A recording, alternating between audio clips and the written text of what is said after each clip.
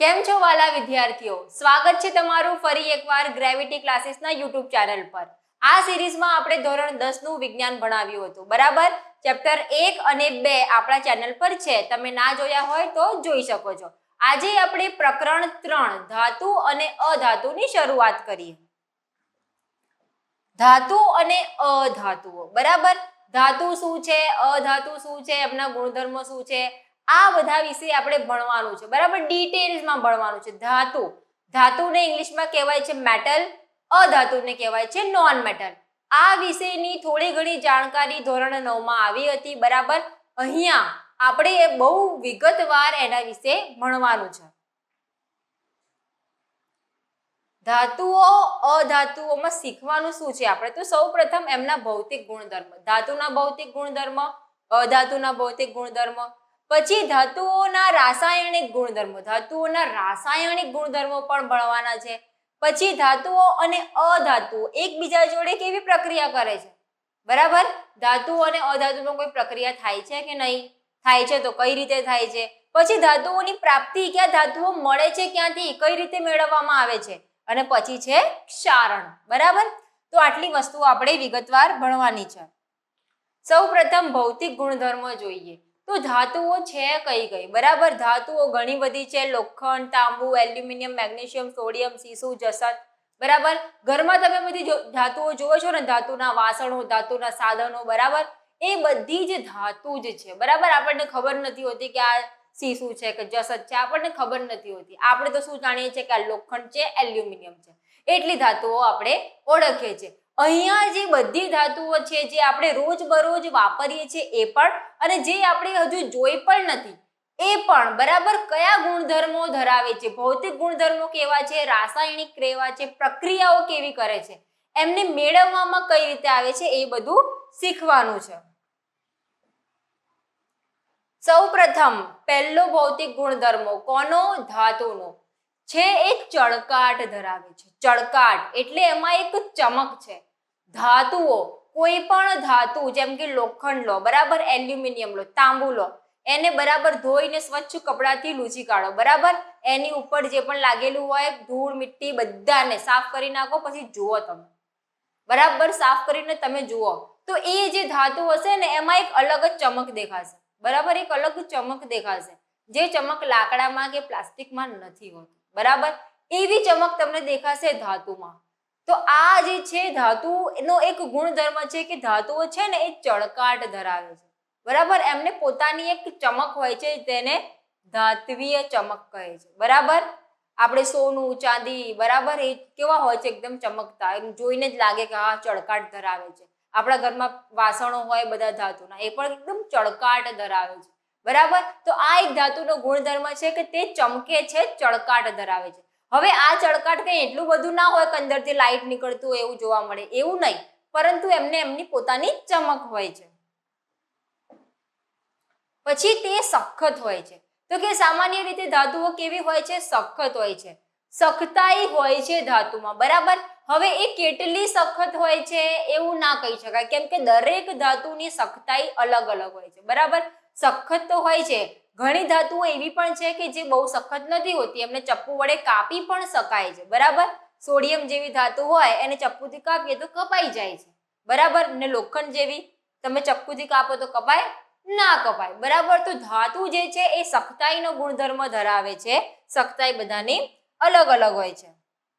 આગળ, તે ટીપાવપણું ધરાવે છે. ટીપાવપણું, ટીપાવપણું એટલે કે ધાતુ જે છે એને ટીપી ટીપીને એના પતરા બનાવી શકાય છે, બરાબર. ધાતુ એવો ગુણધર્મ ધરાવે છે કે એને ટીપી અને એનો ભૂક્કો ભૂક્કો થઈ જાય એવું નથી હોતું. ધાતુમાં ટીપાવપણાનું ગુણધર્મ હોય છે, એટલે ટીપીને એના પતરા બનાવી શકાય છે. તમે એલ્યુમિનિયમ ફોઇલ તો જોયું જ હશે, બરાબર. એલ્યુમિનિયમની કેટલી પાતળી શીટ હોય છે, મતલબ કે આ ધાતુ છે એ કેટલું હદે ટીપાવપણાનું ગુણધર્મ ધરાવે છે કે એની આટલી પાતળી શીટ બનાવી શકીએ છીએ આપણે, બરાબર. તો આ જે ગુણધર્મ છે આ ગુણધર્મને કહેવાય ટીપાવપણું, ટીપાવપણાનું ગુણધર્મ. સોનું અને ચાંદી સૌથી વધુ ટીપણીય ધાતુ છે. સૌથી વધારે ટીપણીય ધાતુ કઈ છે? સોનું અને ચાંદી, બરાબર. સોના અને ચાંદીના ઘરેણા પણ બને છે, બરાબર. એટલે કે ટીપી ટીપીને આપણે એનું એટલું પાતળું સ્તર બનાવી શકીએ છીએ બરાબર, અને એ ટકી પણ રહે છે. એવું નથી કે પાતળું સ્તર બનાવ્યું ને પછી તૂટી ગયું, ના, ટકી રહે છે.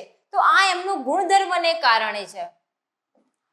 આગળ, તે તણાવપણું ધરાવે છે. તણાવપણું એટલે કે તમે એને ખેંચીને એના તાર બનાવી શકો છો. જે ધાતુ હોય છે એ ધાતુઓના તાર બનાવી શકાય છે. બોલો, ધાતુઓના તાર બનાવી શકાય છે. કેમ બનાવી શકાય છે? કોઈ વસ્તુને એમ ખેંચો ને તાર બનાવી શકાય છે. હમણાં લાકડું છે કે લાકડાને ખેંચીએ તો નાની લાકડી બને? ના બને. બરાબર, કેમ? કે એમાં તણાવપણું નથી, પરંતુ ધાતુમાં તણાવપણાનું ગુણધર્મ છે. હવે કે છે કે જે સોનું છે સૌથી વધારે તનનીય ધાતુ છે. સૌથી વધારે તો કે છે 1 જ ગ્રામ સોનું લો, એમાંથી 2 કિલોમીટર લાંબુ તાર બનાવી શકો છો. 1 જ ગ્રામ સોનામાંથી 2 કિલોમીટર લાંબો તાર બનાવી શકાય. એટલે કે કેટલી હદે તનનીય હશે સોનું, વિચારો. 1 ગ્રામમાંથી 2 કિલોમીટર લાંબુ. બરાબર, એકદમ પાતળું તાર થઈ જાય તો પણ એ તૂટે નહીં. બરાબર, વિખેરાઈ ના જાય, જોડાઈને રહે. તો આ તણાવપણાના ગુણધર્મને કારણે. બરાબર, તમે ઘરમાં તાર હોય તમે જોઈ શકો છો, એલ્યુમિનિયમના તાર હોય છે. બરાબર, પછી કોપરના તાર હોય છે. આ બધા જે તાર છે કઈ રીતે બને છે? કે એમની અંદર તણાવપણાનો ગુણધર્મ છે. ઉષ્માના સારા સુવાહકો હોય છે. ઉષ્મા એટલે ગરમી. ગરમીનું વહન કરે છે, ઉષ્માનું વહન કરે છે. કોણ? ધાતુ કરે છે. બરાબર, ઉષ્માના સારા વાહકો છે. એની માટે તમને એક પ્રવૃત્તિ આપી છે. એક પ્રવૃત્તિમાં કીધું છે કે તમારે એક સ્ટેન્ડ લેવાનું છે અને એની ઉપર એક ધાતુનો સળિયો લેવાનો છે કે ધાતુની પટ્ટી લેવાની છે. આપણી સ્કેલ આવે છે ને એલ્યુમિનિયમની, એ પણ લો તો ચાલે. બરાબર, સ્ટેન્ડમાં એમ એને આડી લગાવી દેવાની. બરાબર, અને એના છેડા ઉપર શું કરવાનું? તમારે મીણ, જે મીણબત્તીનો મીણ આવે છે ને, એ થોડો તોડીને ચોંટાડી દેવાનો. એ મીણને તમે ચોંટાડી દેશો પછી શું કરવાનું છે? પછી એ જે મીણ છે ત્યાં નહીં, એનાથી થોડે દૂર સ્ટેન્ડની નજીક તમારે એને બર્નર વડે જે છે ઉષ્મા આપવાની છે, ગરમી આપવાની છે. તમારે ગરમી અહીંયા નથી આપવાની, અહીંયા આપવાની છે. તમે અહીંયા ગરમી આપશો તો શું થશે? થોડીક વારમાં આ જે ઉષ્મા છે એનું વહન થશે. બરાબર, અને આ જે તમારું જે મીણ છે એ ટીપા ટીપા સ્વરૂપે પીગળીને નીચે પડી જશે. તો કે આવું કેમ થયું? મેં તો અહીંયા ગરમી આપી, અહીંયા તો આપી નથી. તો કે ઉષ્મા અહીંયા હતી, ગરમી અહીંયા હતી, અહીંયા સુધી કઈ રીતે ગઈ? તો કે ઉષ્માનું વહન થયું. બરાબર, ધાતુ છે ઉષ્માનું વહન કરે છે, એટલે અહીંયા ગરમી આપી અને અહીંયાનું પણ મીણ પીગળી ગયું. બરાબર, આપણે ઘરમાં રસોઈ કરીએ છીએ. બરાબર, તો રસોઈ કરતી વખતે જો આપણે તપેલીમાં મસ્ત પાણી ઉકળતું હોય અને એની અંદર સ્ટીલનો કે એલ્યુમિનિયમનો મોટો ચમચો મૂક્યો છે અંદર. બરાબર, આપણને ખબર નથી કે ગરમ થઈ ગયું છે અને અચાનક એ ચમચી ઉપરથી પકડી લઈએ તો આપણને ગરમ લાગે છે. બરાબર, આપણે એમ હાથ ખેંચી લેવું પડે છે. હવે આપણે તો ખાલી આટલો પાર્ટ જ અંદર ડૂબેલો હતો, આપણે તો અહીંયાથી પકડ્યું, તો કેમ આપણને ગરમ લાગ્યું? કેમ ગરમ લાગ્યું? કેમ કે જે અંદરની ઉષ્મા ભલે અંદર એને મળતી હતી, પરંતુ એ ઉષ્માનું વહન થયું. ધાતુઓ ઉષ્માનું વહન કરે છે. બરાબર, એ જ જગ્યાએ માની લો કે ધાતુનો ચમચો નથી, લાકડી છે. બરાબર, વુડ છે. તો લાકડું જે હશે એનામાં ઉષ્માનું વહન થશે? તો કે નહીં થાય. બરાબર, તો કે આમ કહી શકાય કે આ જે ઉષ્મા જે છે એનું વહન કરે છે ધાતુઓ. બરાબર, તો આ ગુણધર્મો છે એના કારણે જ આપણે ધાતુના વાસણ પણ વાપરીએ છીએ. બરાબર, ધાતુને નીચેથી ઉષ્મા આપીએ છીએ, ઉપર સુધી એ ગરમ થઈ જાય છે. માની લો કે ધાતુ છે, નીચેથી ઉષ્મા આપી, ઉપર સુધી ઉષ્માનું વહન જ ના થયું, તો શું કામનું? તો પછી આપણું ખોરાક જે છે એ રંધાશે? ના થાય એવું. બરાબર, તો એટલા માટે આપણે જે છે ધાતુના વાસણો વાપરીએ છીએ. બરાબર, સહેલાઈથી ગરમ થઈ જાય છે અને ઈઝી પડે છે આપણને. સિલ્વર અને કોપર ઉષ્માના સારા વાહકો છે. સિલ્વર અને કોપર ઉષ્માના ઉત્તમ વાહકો છે. સિલ્વર એટલે આપણું ચાંદી. ચાંદી અને કોપર એટલે તાંબુ. આ ચાંદી અને તાંબુ જે છે ઉષ્માના સારા વાહકો છે. ચાંદી અને તાંબુ. બરાબર, લેડ અને મર્ક્યુરી સરખામણીમાં ઉષ્માના મંદ વાહકો છે. હવે કે છે એની સરખામણીમાં, સિલ્વર અને કોપરની સરખામણીમાં લેડ અને મર્ક્યુરી જે છે એ થોડા મંદ વાહકો છે. વહન તો કરે છે પણ આ સૌથી વધારે કરે છે, આ સૌથી ઓછું કરે છે. બરાબર, એ રીતે એવું નહીં કે બધી ધાતુમાં જે વહન થાય છે એ એક સરખું જ થાય છે, એવું નહીં થાય. અલગ અલગ થશે, બરાબર. ઘણી ધાતુઓ બહુ સારી ઉષ્માની વાહક હોય છે, ઘણી થોડી ઓછી હોય છે, બરાબર. તો આવું જે છે થાય છે. સિલ્વર અને કોપર ઉષ્માના ઉત્તમ વાહકો છે. તમને ખાલી જગ્યામાં એમસીક્યુમાં પૂછાય કે કઈ ધાતુ ઉષ્માની ઉત્તમ વાહક છે, બરાબર. ઓપ્શનમાં આપ્યું હોય સિલ્વર અને કોપર, તો તમારે એના પર ટીક કરવાનું. અને કે કઈ મંદ વાહક છે, તો લેડ અને મર્ક્યુરી. ધાતુઓ વિદ્યુતના સારા વાહકો છે. હવે શું કહે છે, ઉષ્માનું વહન તો કરે છે પરંતુ વિદ્યુતનું વહન પણ કરે જ છે. એના માટે એક પ્રવૃત્તિ આપી છે. શું કરવાનું છે, એમાં એક વિદ્યુત પરિપથ તૈયાર કરવાનું છે. વિદ્યુત પરિપથ બનાવતા આપણને આવડે જ છે. એમાં શું કરવાનું છે, એક તાર લેવાનું છે, એને વિદ્યુત કોષ એટલે કે સેલ વડે જોડવાનું છે, બરાબર. એની વચ્ચે એક બલ્બ નાખવાનું છે અને એક સ્વિચ જોડવાની છે, બરાબર. અહીં શું કરવાનું છે, તમારે આ જગ્યા ઉપર પરખ માટે, બરાબર, થોડી વસ્તુઓ ભેગી કરવાની છે અને ચકાસવાનું છે કે વિદ્યુતનું વહન થાય છે કે નહીં. આ જગ્યા પર માની લો તમે લાકડાની પેન્સિલ મૂકી દો, બરાબર. લાકડું મૂકી દો વચ્ચે, બરાબર. વિદ્યુત પરિપથ પૂર્ણ થઈ જશે. શું આ બલ્બ સળગશે? તો નહીં સળગે. આપણને ખબર જ છે કે જે લાકડું છે એ વિદ્યુતનું વહન નહીં કરે. પરંતુ આ જગ્યાએ તમે કોઈ ધાતુની વસ્તુ મૂકો તો વિદ્યુત પરિપથ પૂર્ણ થશે. શું આ બલ્બ સળગશે? તો હા, સળગી જશે, બરાબર. આ જે વિદ્યુત પરિપથ છે એ પૂર્ણ કેમ થશે? આપણને ખબર છે કે ધાતુઓ જે છે એ વિદ્યુતના સારા વાહકો છે, વિદ્યુતનું વહન કરે છે. તો ધાતુઓ જે છે એ શું કરે છે, વિદ્યુતનું વહન કરે છે. એટલા માટે જ આપણા ઘરે જે વીજળી આવે છે એના જે તાર હોય છે, આપણને ખબર છે કોપરના બનેલા હોય છે, બરાબર. એની ઉપર જે છે પ્લાસ્ટિકનું પોલીવિનાઇલ ક્લોરાઇડ PVC નું સ્તર ચડાયેલું હોય છે. કેમ કે એ જે તાર જે છે એની ઉપર એ PVC નું સ્તર ના હોય ને ડાયરેક્ટ આપણે અડી લઈએ તો આપણને કરંટ લાગી જાય, બરાબર. એનાથી બચવા માટે એની ઉપર એક સ્તર ચડાવેલું હોય છે. એની અંદર શું હોય છે, એની અંદર ધાતુ હોય છે. કઈ ધાતુ હોય છે? મોટા ભાગે કોપર હોય છે, બરાબર. આપણને ખબર છે કોપર બહુ સારી વાહક છે, બરાબર. વિદ્યુતની સારી વાહક કોપર બહુ વપરાય છે, બરાબર. મોસ્ટલી આપણા ઘરમાં જે તાર છે એમાં કોપર ધાતુ હોય છે, બરાબર. તમારા ઘરે કોઈ તાર પડેલું હોય, છૂટું પડેલું હોય, તમે એને જોઈ શકો છો કે ઉપર જે બહારનું સ્તર હોય છે ને એ અલગ હોય છે. એ પોલીવિનાઇલ ક્લોરાઇડ એટલે PVC નું બનેલું હોય છે, બરાબર. એ એટલા માટે હોય છે કે આપણને કરંટ ના લાગે. એની અંદર શું હોય છે? ધાતુ હોય છે, બરાબર. કેમ કે ધાતુ જે છે ઉષ્માની વાહક છે, એટલા માટે. તે રણકાર ઉત્પન્ન કરે છે. રણકાર ઉત્પન્ન કરે છે. ધાતુની તમારી પાસે પ્લેટ હોય, એને ચમચી વડે ઠપકારો, શું થશે? કેવો અવાજ આવશે? સાંભળવાનો પ્રયત્ન કરો, બરાબર. એક રણકાર ઉત્પન્ન કરે છે. તમે એક જ વાર ઠપકારશો તો પણ તમને લાગશે કે હા ભાઈ ધ્રુજે છે, રણકાર ઉત્પન્ન કરે છે, અવાજ આવે છે, બરાબર. તો કે આ ધાતુઓ સખત સપાટી પર અફાળવાથી ધ્વનિ ઉત્પન્ન કરે છે, અવાજ ઉત્પન્ન કરે છે.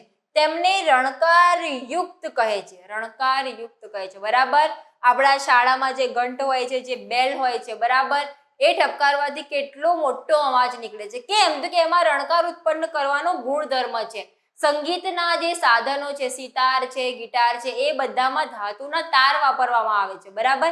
કેમ ધાતુ વાપરવામાં આવે છે? કેમ કે રણકાર ઉત્પન્ન કરે છે, આ ગુણધર્મ છે, બરાબર.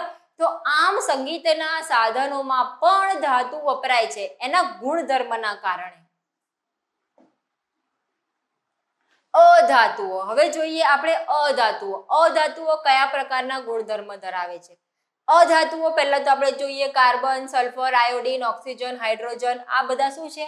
અધાતુઓ છે, બરાબર. મોટા ભાગના બધા વાયુઓ છે, અધાતુ છે. અધાતુઓ ઘન અથવા વાયુ અવસ્થામાં હોય છે, બરાબર. અધાતુઓ કઈ અવસ્થામાં હોય છે? તો કે મોટે ભાગે ઘન હોય છે અથવા તો વાયુ હોય છે, પ્રવાહી નથી હોતી. પરંતુ બ્રોમિન જે છે એ અધાતુ છે અને પ્રવાહી છે, બરાબર. એકમાત્ર પ્રવાહી ધાતુ કઈ છે? તો બ્રોમિન, બરાબર. પ્રવાહી અધાતુ છે. અધાતુ તો છે જ. અધાતુ મોટા ભાગે શું હોય છે? વાયુ હોય છે અથવા તો ઘન હોય છે, પ્રવાહી નથી હોતી. પરંતુ આ એકલી અધાતુ એવી છે જે પ્રવાહી છે. કઈ? બ્રોમિન. પ્રવાહી પણ છે અને અધાતુ પણ છે. Single only bromine. બરાબર, બ્રોમિન એટલે શું છે? પ્રવાહી અધાતુ છે. ચલો, અધાતુ અને ધાતુના અપવાદો. હવે જે ધાતુના ગુણધર્મો આપણે જોઈ લીધા કે આ રણકાર ઉત્પન્ન કરે છે, તો અધાતુ રણકાર ઉત્પન્ન કરે? ના. ધાતુ સખત હોય છે. શું અધાતુ સખત હોય છે? ના, અધાતુ સખત નથી હોતી. ધાતુઓ ચળકાટ ધરાવે છે. અધાતુ ધરાવે છે? ના. ધાતુ જે છે ઉષ્માની સારી વાહક છે, વિદ્યુતની સારી વાહક છે. અધાતુ છે? ના.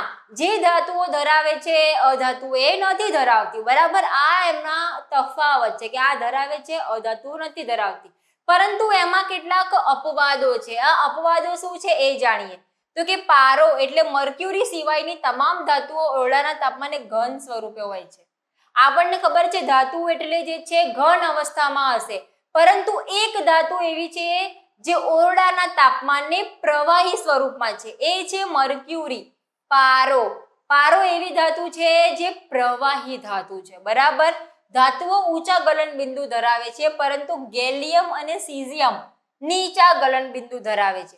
કે ધાતુઓના ગલન બિંદુ બહુ ઊંચા હોય. બરાબર, ગલન બિંદુ એમને પીગાળવા હોય તો ખૂબ ઊંચું તાપમાન આપવું પડે, પરંતુ ગેલિયમ અને સીઝિયમ એવી ધાતુઓ છે કે સરળતાથી પીગળી જાય છે. તમે એમને હથેળી પર રાખો ને તો આપણા હાથની ગરમીથી પણ એ પીગળી જાય છે.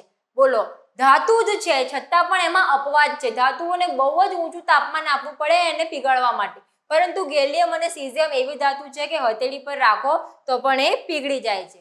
પછી આયોડીન અધાતુ છે પરંતુ ચમકદાર છે. આપણને ખબર છે કે ધાતુઓ જે છે એ ચળકાટ ધરાવે છે, અધાતુ ચળકાટ ધરાવતા નથી. પરંતુ આયોડીન એ અધાતુ છે તો પણ ચળકાટ ધરાવે છે, ચમક ધરાવે છે. પછી કાર્બન એ અધાતુ છે જે વિવિધ સ્વરૂપોમાં અસ્તિત્વ ધરાવે છે. કાર્બન ખાલી કાર્બન સ્વરૂપે જ ના હોય, કાર્બનના વિવિધ સ્વરૂપે અસ્તિત્વ ધરાવે છે. દરેક સ્વરૂપને શું કહેવાય? અપરરૂપ. કાર્બનનો કોઈ સ્વરૂપ છે એને આપણે એવું નહીં કહેતા કે કાર્બનનું સ્વરૂપ છે, એને એવું કહીએ છીએ કાર્બનનો અપરરૂપ છે. બરાબર, કાર્બનનું અપરરૂપ હીરો, ડાયમંડ સૌથી સખત કુદરતી પદાર્થ તરીકે જાણીતો છે. બરાબર, ધાતુઓ સખત હોય છે, અધાતુ સખત નથી હોતી. પરંતુ અપવાદ શું છે કે કાર્બન અધાતુ છે છતાં પણ એનો એક અપરરૂપ હીરો, ડાયમંડ સૌથી સખત પદાર્થ કયો છે? Hero, diamond. બરાબર, સૌથી સખત પદાર્થ તરીકે જાણીતું છે. અને તે ખૂબ જ ઊંચું ગલન બિંદુ ધરાવે છે તેમજ ઉત્કલન બિંદુ ધરાવે છે. એના ઉત્કલન બિંદુ, ગલન બિંદુ પણ ઊંચા છે. બરાબર, ધાતુઓની જેમ છે. કાર્બનનું અન્ય અપરરૂપ ગ્રેફાઇટ વિદ્યુતનો સુવાહક છે. હવે કે છે કે ધાતુઓ વિદ્યુતના સુવાહક હતા, અધાતુઓ નહોતા. પરંતુ જે ગ્રેફાઇટ છે, તમારી જે પેન્સિલની અંદર જે કણ આવે છે ને ગ્રે કલરની, એ ગ્રેફાઇટની બનેલી હોય છે. તમે વિદ્યુત પરિપથ બનાવો ત્યારે એ જે પેન્સિલની કણ હોય છે ને એ મૂકીને જોશો ને તો પણ બલ્બ સળગવા માંડશે. કેમ? તો કે આ ગ્રેફાઇટ જે છે એ વિદ્યુતની સુવાહક છે, એટલે વિદ્યુતનું વહન કરે છે. અધાતુ છે છતાં પણ. આલ્કલી ધાતુઓ લિથિયમ, સોડિયમ, પોટેશિયમ, બરાબર, એટલી બધી નરમ હોય છે કે છરી વડે પણ કાપી શકાય છે. ધાતુઓ સખત હોય છે પરંતુ આ જે છે છરી વડે કાપી શકાય છે. તેઓ ઓછી ઘનતા અને નીચા ગલન બિંદુ ધરાવે છે. તત્વોને તેમના રાસાયણિક ગુણધર્મોને આધારે ધાતુઓ અને અધાતુમાં વધારે ચોક્કસ રીતે આપણે વર્ગીકરણ કરીએ.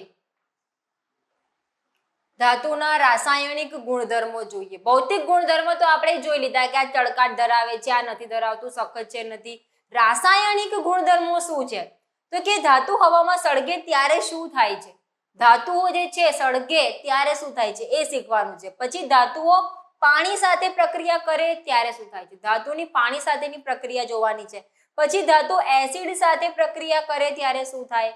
બરાબર, પછી ધાતુઓ અન્ય ધાતુના ક્ષાર દ્રાવણ સાથે કેવી પ્રક્રિયા કરે છે અને પ્રતિક્રિયાત્મકતા એટલે કે સક્રિયતા શ્રેણી. રાસાયણિક ગુણધર્મમાં આપણે આ બધું જોવાનું છે. બરાબર, હવા સાથે, પાણી સાથે, એસિડ સાથે, અન્ય ધાતુના ક્ષાર સાથે કેવી પ્રક્રિયા કરે છે એ જોવાનું છે. નિપજ શું મળે છે એ જોવાનું છે. અને પછી પ્રતિક્રિયાત્મકતા એટલે સક્રિયતા શ્રેણી શું છે? કઈ ધાતુ વધારે સક્રિય છે, કઈ મધ્યમ સક્રિય છે, કઈ ઓછી સક્રિય છે, એ બધું આપણે જોવાનું છે. ધાતુ હવામાં સળગે ત્યારે શું થાય છે? હવામાં સળગે એટલે ધાતુને સળગાવવાની છે, ધાતુને સળગાઈએ તો આપણને નિપજ શું મળે છે? તો કે લગભગ તમામ ધાતુઓ ઓક્સિજન સાથે સંયોજાઈને ધાતુ ઓક્સાઇડ બનાવે છે. બરાબર, ધાતુના ઓક્સાઇડ બનાવે છે, ધાતુના ઓક્સાઇડ. તો કે ધાતુ સળગશે એટલે કે સળગવા માટે કયો વાયુ જવાબદાર છે? ઓક્સિજન. તો ધાતુની ઓક્સિજન જોડે પ્રક્રિયા થઈ અને ધાતુના ઓક્સાઇડ બનાવશે. ઉદાહરણ તરીકે અહીંયા ધાતુ લીધી છે કોપર. કોપરની પ્રક્રિયા કરાઈ ઓક્સિજન જોડે. બરાબર, ઓક્સિજન જે છે બે પરમાણુઓ જોડાયેલા હોય છે, O2 હોય છે. તો Cu કોપરની O2 જોડે પ્રક્રિયા કરાઈએ તો CuO કોપર ઓક્સાઇડ મળશે. સમીકરણને સમતોલિત કરવા આગળ 2 મૂકી દીધા. બરાબર, 2CuO. આ શું છે? કોપરના ઓક્સાઇડ, કોપર ઓક્સાઇડ CuO. તે જ રીતે એલ્યુમિનિયમ.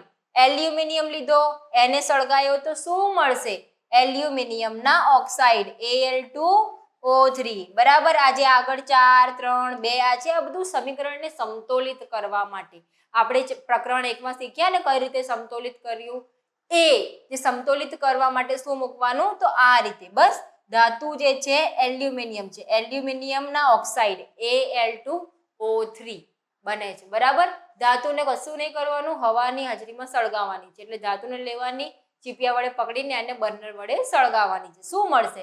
તો કે ધાતુના ઓક્સાઇડ મળશે. બરાબર, પહેલા ચેપ્ટરમાં પણ એક પ્રક્રિયા હતી કે મેગ્નેશિયમની પટ્ટીને સળગાવવાની છે, તો શું મળતું હતું? મેગ્નેશિયમના ઓક્સાઇડ. બસ એ જ રીતે ઉભયગુણી ઓક્સાઇડ. ઉભયગુણી ઓક્સાઇડ કે આ તો કેવો ગુણ છે? ઉભયગુણી. તો આપણને ખબર જ છે કે જે ધાતુના ઓક્સાઇડ છે એ સ્વભાવે કેવા હોય છે? બેઝિક. ધાતુના ઓક્સાઇડ હતા એ સ્વભાવે બેઝિક હતા, પરંતુ અમુક ધાતુના ઓક્સાઇડ જેવા કે aluminium oxide, zinc oxide, acidic તેમજ બેઝિક બંને ગુણધર્મ ધરાવે છે. આપણને ખબર છે કે ધાતુ ઓક્સાઇડ કેવા છે? બેઝિક. બરાબર, એસિડ બેઝમાં આપણે ભણી ગયા કે ધાતુના ઓક્સાઇડ બેઝિક હોય છે, પરંતુ ઝિંક ઓક્સાઇડ અને એલ્યુમિનિયમ ઓક્સાઇડ એસિડિક અને બેઝિક બંને પ્રકારની વર્તણૂક ધરાવે છે. એવું નથી કે ખાલી બેઝિક કે ખાલી એસિડિક, બંને ધરાવે છે. આમ કે જે ઓક્સાઇડ એવા હોય કે જે એસિડ અને બેઝ બંને સાથે પ્રક્રિયા કરીને ક્ષાર અને પાણી બનાવે તેવા ઓક્સાઇડને ઉભયગુણી ઓક્સાઇડ કહે છે. તો કે એવા ઓક્સાઇડ જે એસિડ સાથે પણ પ્રક્રિયા કરે છે, બેઝ સાથે પણ પ્રક્રિયા કરે છે અને ક્ષાર અને પાણી બનાવે છે. બરાબર, આવા ઓક્સાઇડને ઉભયગુણી ઓક્સાઇડ કહેવામાં આવે છે. બરાબર, એવા પ્રાણીઓ હોય છે કે જે જમીન પર અને પાણીમાં બંનેમાં રહે, એને આપણે શું કહીએ છીએ? ઉભયજીવી. બરાબર, ઉભય એટલે બંને બાજુ છે, બંને બાજુ રહે છે. એ જ રીતે આ ઓક્સાઇડ પણ એવા છે કે એસિડિક ગુણધર્મ પણ ધરાવે છે અને બેઝિક પણ ધરાવે છે. એટલે કે એમની એસિડ જોડે પ્રક્રિયા કરાઈશું તો પણ ક્ષાર અને પાણી બનાવશે અને બેઝ જોડે પ્રક્રિયા કરાઈશું તો પણ ક્ષાર અને પાણી બનાવશે. એલ્યુમિનિયમ ઓક્સાઇડની પ્રક્રિયા નીચે પ્રમાણે છે. જુઓ, અહીંયા શું લીધું છે? Aluminium oxide Al2O3. એની એસિડ જોડે પ્રક્રિયા કરાઈ છે. એસિડ કયો લીધો છે? HCl, હાઇડ્રોક્લોરિક એસિડ લીધું છે. તો શું થશે? ક્ષાર બનશે અને પાણી બનશે. જુઓ, AlCl3 એલ્યુમિનિયમ ક્લોરાઇડ બની ગયું. આ જે એલ્યુમિનિયમ છે એ ક્લોરાઇડ જોડે જોડી ગયો અને આ જે ઓક્સિજન છે એ હાઇડ્રોજન સાથે જોડાઈને H2O એટલે પાણી બની ગયા. બરાબર, Al2O3 + 6HCl gives 2AlCl3 + 3H2O. બરાબર, ક્ષાર અને પાણી બનાવ્યું. કોની જોડે પ્રક્રિયા કરી? એસિડ જોડે. એસિડ જોડે પ્રક્રિયા કરી તો ક્ષાર અને પાણી બનાવ્યું. હવે આ જ એલ્યુમિનિયમના ઓક્સાઇડની બેઝ જોડે પ્રક્રિયા કરાઈ. Al2O3 બેઝ લીધું છે NaOH સોડિયમ હાઇડ્રોક્સાઇડ, એની જોડે પ્રક્રિયા કરીને 2NaAlO2 બરાબર ક્ષાર બનાવી દીધું અને પાણી. એસિડ જોડે કર્યું તો પણ ક્ષાર અને પાણી બનાવ્યું, બેઝ જોડે પ્રક્રિયા કરી તો પણ ક્ષાર અને પાણી બનાવ્યું. એટલે કે આ ધાતુની ઓક્સાઇડ કેવી છે? એસિડિક ગુણધર્મ ધરાવે છે અને બેઝિક ગુણધર્મ ધરાવે છે. બરાબર, એટલે આ ધાતુના ઓક્સાઇડને શું કહેવાય? ઉભયગુણી ઓક્સાઇડ. 2 માર્ક્સમાં પ્રશ્ન પૂછે કે ઉભયગુણી ઓક્સાઇડ એટલે શું? તો કે ધાતુના ઓક્સાઇડ મુખ્યત્વે જે છે કેવા છે? બેઝિક છે, પરંતુ કેટલીક ધાતુના ઓક્સાઇડ એવા છે જે એસિડિક અને બેઝિક એમ બંને ગુણધર્મ ધરાવે છે. એસિડ જોડે પ્રક્રિયા કરીને ક્ષાર અને પાણી આપે છે અને બેઝ જોડે પ્રક્રિયા કરીને પણ ક્ષાર અને પાણી આપે છે બરાબર. ઉદાહરણ તરીકે એલ્યુમિનિયમના ઓક્સાઇડ અથવા ઝિંકના ઓક્સાઇડ બરાબર. તો આ છે આપણો ઉભયગુણી ઓક્સાઇડ. મોટાભાગના ધાતુ ઓક્સાઇડ પાણીમાં અદ્રાવ્ય હોય છે. ધાતુના ઓક્સાઇડ પાણીમાં અદ્રાવ્ય હોય છે, પરંતુ આમાંના કેટલાક પાણીમાં દ્રાવ્ય થઈ આલ્કલી બનાવે છે. પાણીમાં દ્રાવ્ય થઈને આલ્કલી બનાવે છે, જેમ કે સોડિયમ ઓક્સાઇડ અને પોટેશિયમ ઓક્સાઇડ પાણીમાં દ્રાવ્ય થઈ નીચે મુજબ આલ્કલી બનાવે છે. આલ્કલી એટલે બેઝ બનાવતા હશે. તો કે આવા તો કઈ ધાતુઓ છે જે પાણી સાથે પ્રક્રિયા કરે છે બરાબર. જોઈએ તો કે આ શું છે, સોડિયમના ઓક્સાઇડ Na2O. સોડિયમ Na એટલે સોડિયમના ઓક્સાઇડ છે, એની પાણી જોડે પ્રક્રિયા કરાય શું બનશે, NaOH aqueous sodium hydroxide base બની ગયો. જોયું, ધાતુના ઓક્સાઇડ જે છે પાણીમાં અદ્રાવ્ય હોય છે, પરંતુ આ જે ધાતુના ઓક્સાઇડ છે કયા, સોડિયમ ઓક્સાઇડની પાણી જોડે પ્રક્રિયા થઈ, તો કે હા પ્રક્રિયા થઈ ગઈ અને શું બન્યું, આલ્કલી બેઝ NaOH બની ગયું બરાબર. એ જ રીતે K2O, કે એટલે પોટેશિયમના ઓક્સાઇડ હતા, એની પાણી જોડે પ્રક્રિયા કરાઈ, શું બન્યું, KOH પોટેશિયમ હાઇડ્રોક્સાઇડ. ધાતુના ઓક્સાઇડ કેવા હોય છે, તો કે પાણીમાં અદ્રાવ્ય હોય છે, પરંતુ કેટલાક ધાતુઓ એવા છે, ધાતુના ઓક્સાઇડ એવા છે કે જે આલ્કલી બનાવે છે પાણી જોડે પ્રક્રિયા કરીને બરાબર. ઉદાહરણ આપી દેવાનું સોડિયમ અને પોટેશિયમનું. હવે જોઈએ ઓક્સિજન જોડે કેવી પ્રક્રિયા કરે છે, કે તમામ ધાતુઓ ઓક્સિજન જોડે સમાન દરે પ્રક્રિયા કરતી નથી, સમાન પ્રક્રિયા નહીં કરતી.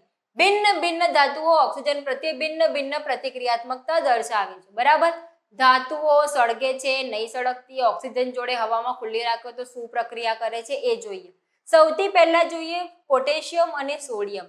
આ પોટેશિયમ અને સોડિયમ એટલી પ્રતિક્રિયાત્મકતા દર્શાવે છે કે એમને હવામાં ખુલ્લી મૂકીએ ને તો સળગવા માંડે. અત્યારે અહીંયા સોડિયમ મૂક્યું હોય, પોટેશિયમ મૂક્યું હોય તો એ સળગવા માંડે છે.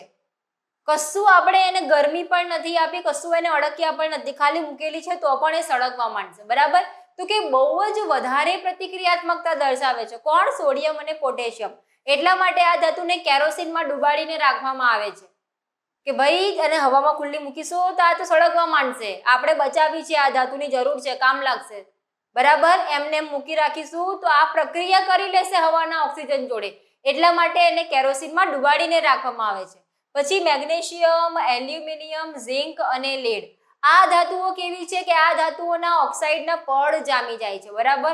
ઓક્સાઇડના પડ જામી જાય છે એટલે કે જે પડ ઉપર જામી જાય છે ને એનાથી એનું વધુ ક્ષારણ થતું અટકે છે, પરંતુ જે પહેલી લેયર હોય છે એ તો જે છે એમનું ક્ષારણ થઈ જાય છે.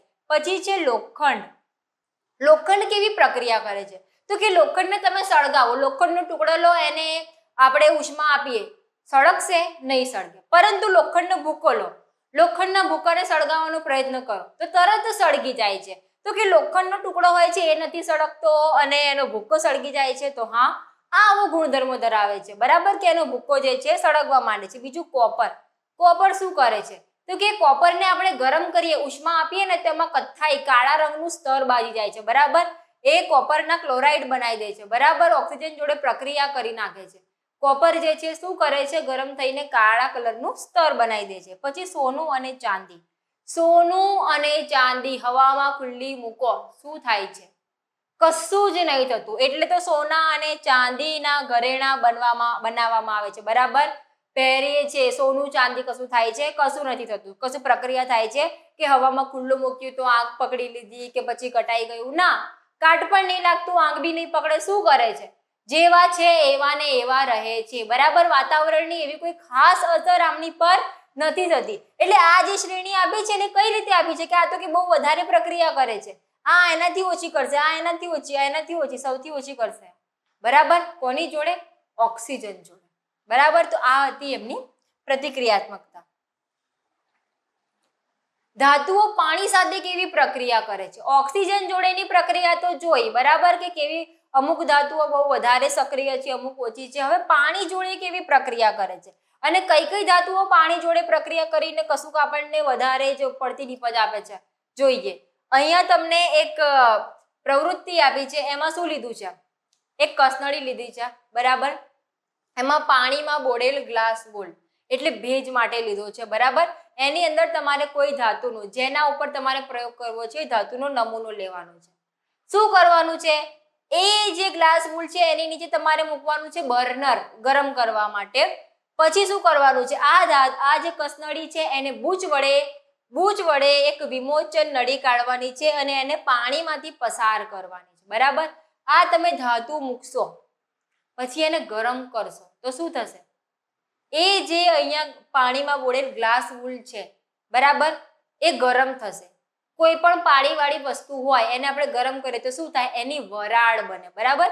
તો એ જે વરાળ હશે ને એની પ્રક્રિયા આ ધાતુના નમૂના જોડે થશે, બરાબર.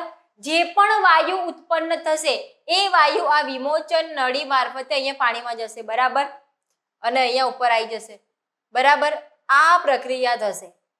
કયો વાયુ ઉત્પન્ન થાય છે? તો કે આ ધાતુની પ્રક્રિયા કરાઈએ છીએ ને તો હાઇડ્રોજન વાયુ ઉત્પન્ન થાય છે. કયો વાયુ? હાઇડ્રોજન. તો કે ધાતુ પાણી સાથે પ્રક્રિયા કરીને શું બનાવશે? તો કે ધાતુના ઓક્સાઇડ બનાવશે અને હાઇડ્રોજન વાયુ મુક્ત કરશે. ધાતુની પાણી જોડે પ્રક્રિયા કરાઈએ તો શું નિપજ મળે છે? તો કે એ જે ધાતુ છે એના ઓક્સાઇડ બનશે, બરાબર. ધાતુના ઓક્સાઇડ બનશે અને હાઇડ્રોજન વાયુ છૂટું પડશે. પાણી H2O, બરાબર, જે ઓક્સિજન છે એ ધાતુ જોડે સંયોજાઈ જશે અને ધાતુના ઓક્સાઇડ બનાવશે અને જે હાઇડ્રોજન છે એ વાયુ છૂટો પડી જશે, બરાબર. ધાતુના ઓક્સાઇડ. હવે કહે છે ધાતુના ઓક્સાઇડ. ધાતુનો જે ઓક્સાઇડ છે એની પાણી જોડે પ્રક્રિયા કરીશું તો ધાતુ હાઇડ્રોક્સાઇડ બનશે, બરાબર. આ જે ધાતુના ઓક્સાઇડ બન્યા, વધારે પાણી જોડે પ્રક્રિયા કરીશું તો ધાતુના શું બનશે? હાઇડ્રોક્સાઇડ બની જશે, બરાબર. પહેલા ધાતુના ઓક્સાઇડ બનશે પછી ધાતુના હાઇડ્રોક્સાઇડ બનશે. પોટેશિયમ અને સોડિયમ જેવી ધાતુઓ ઠંડા પાણી સાથે ઉગ્ર રીતે પ્રક્રિયા કરે છે.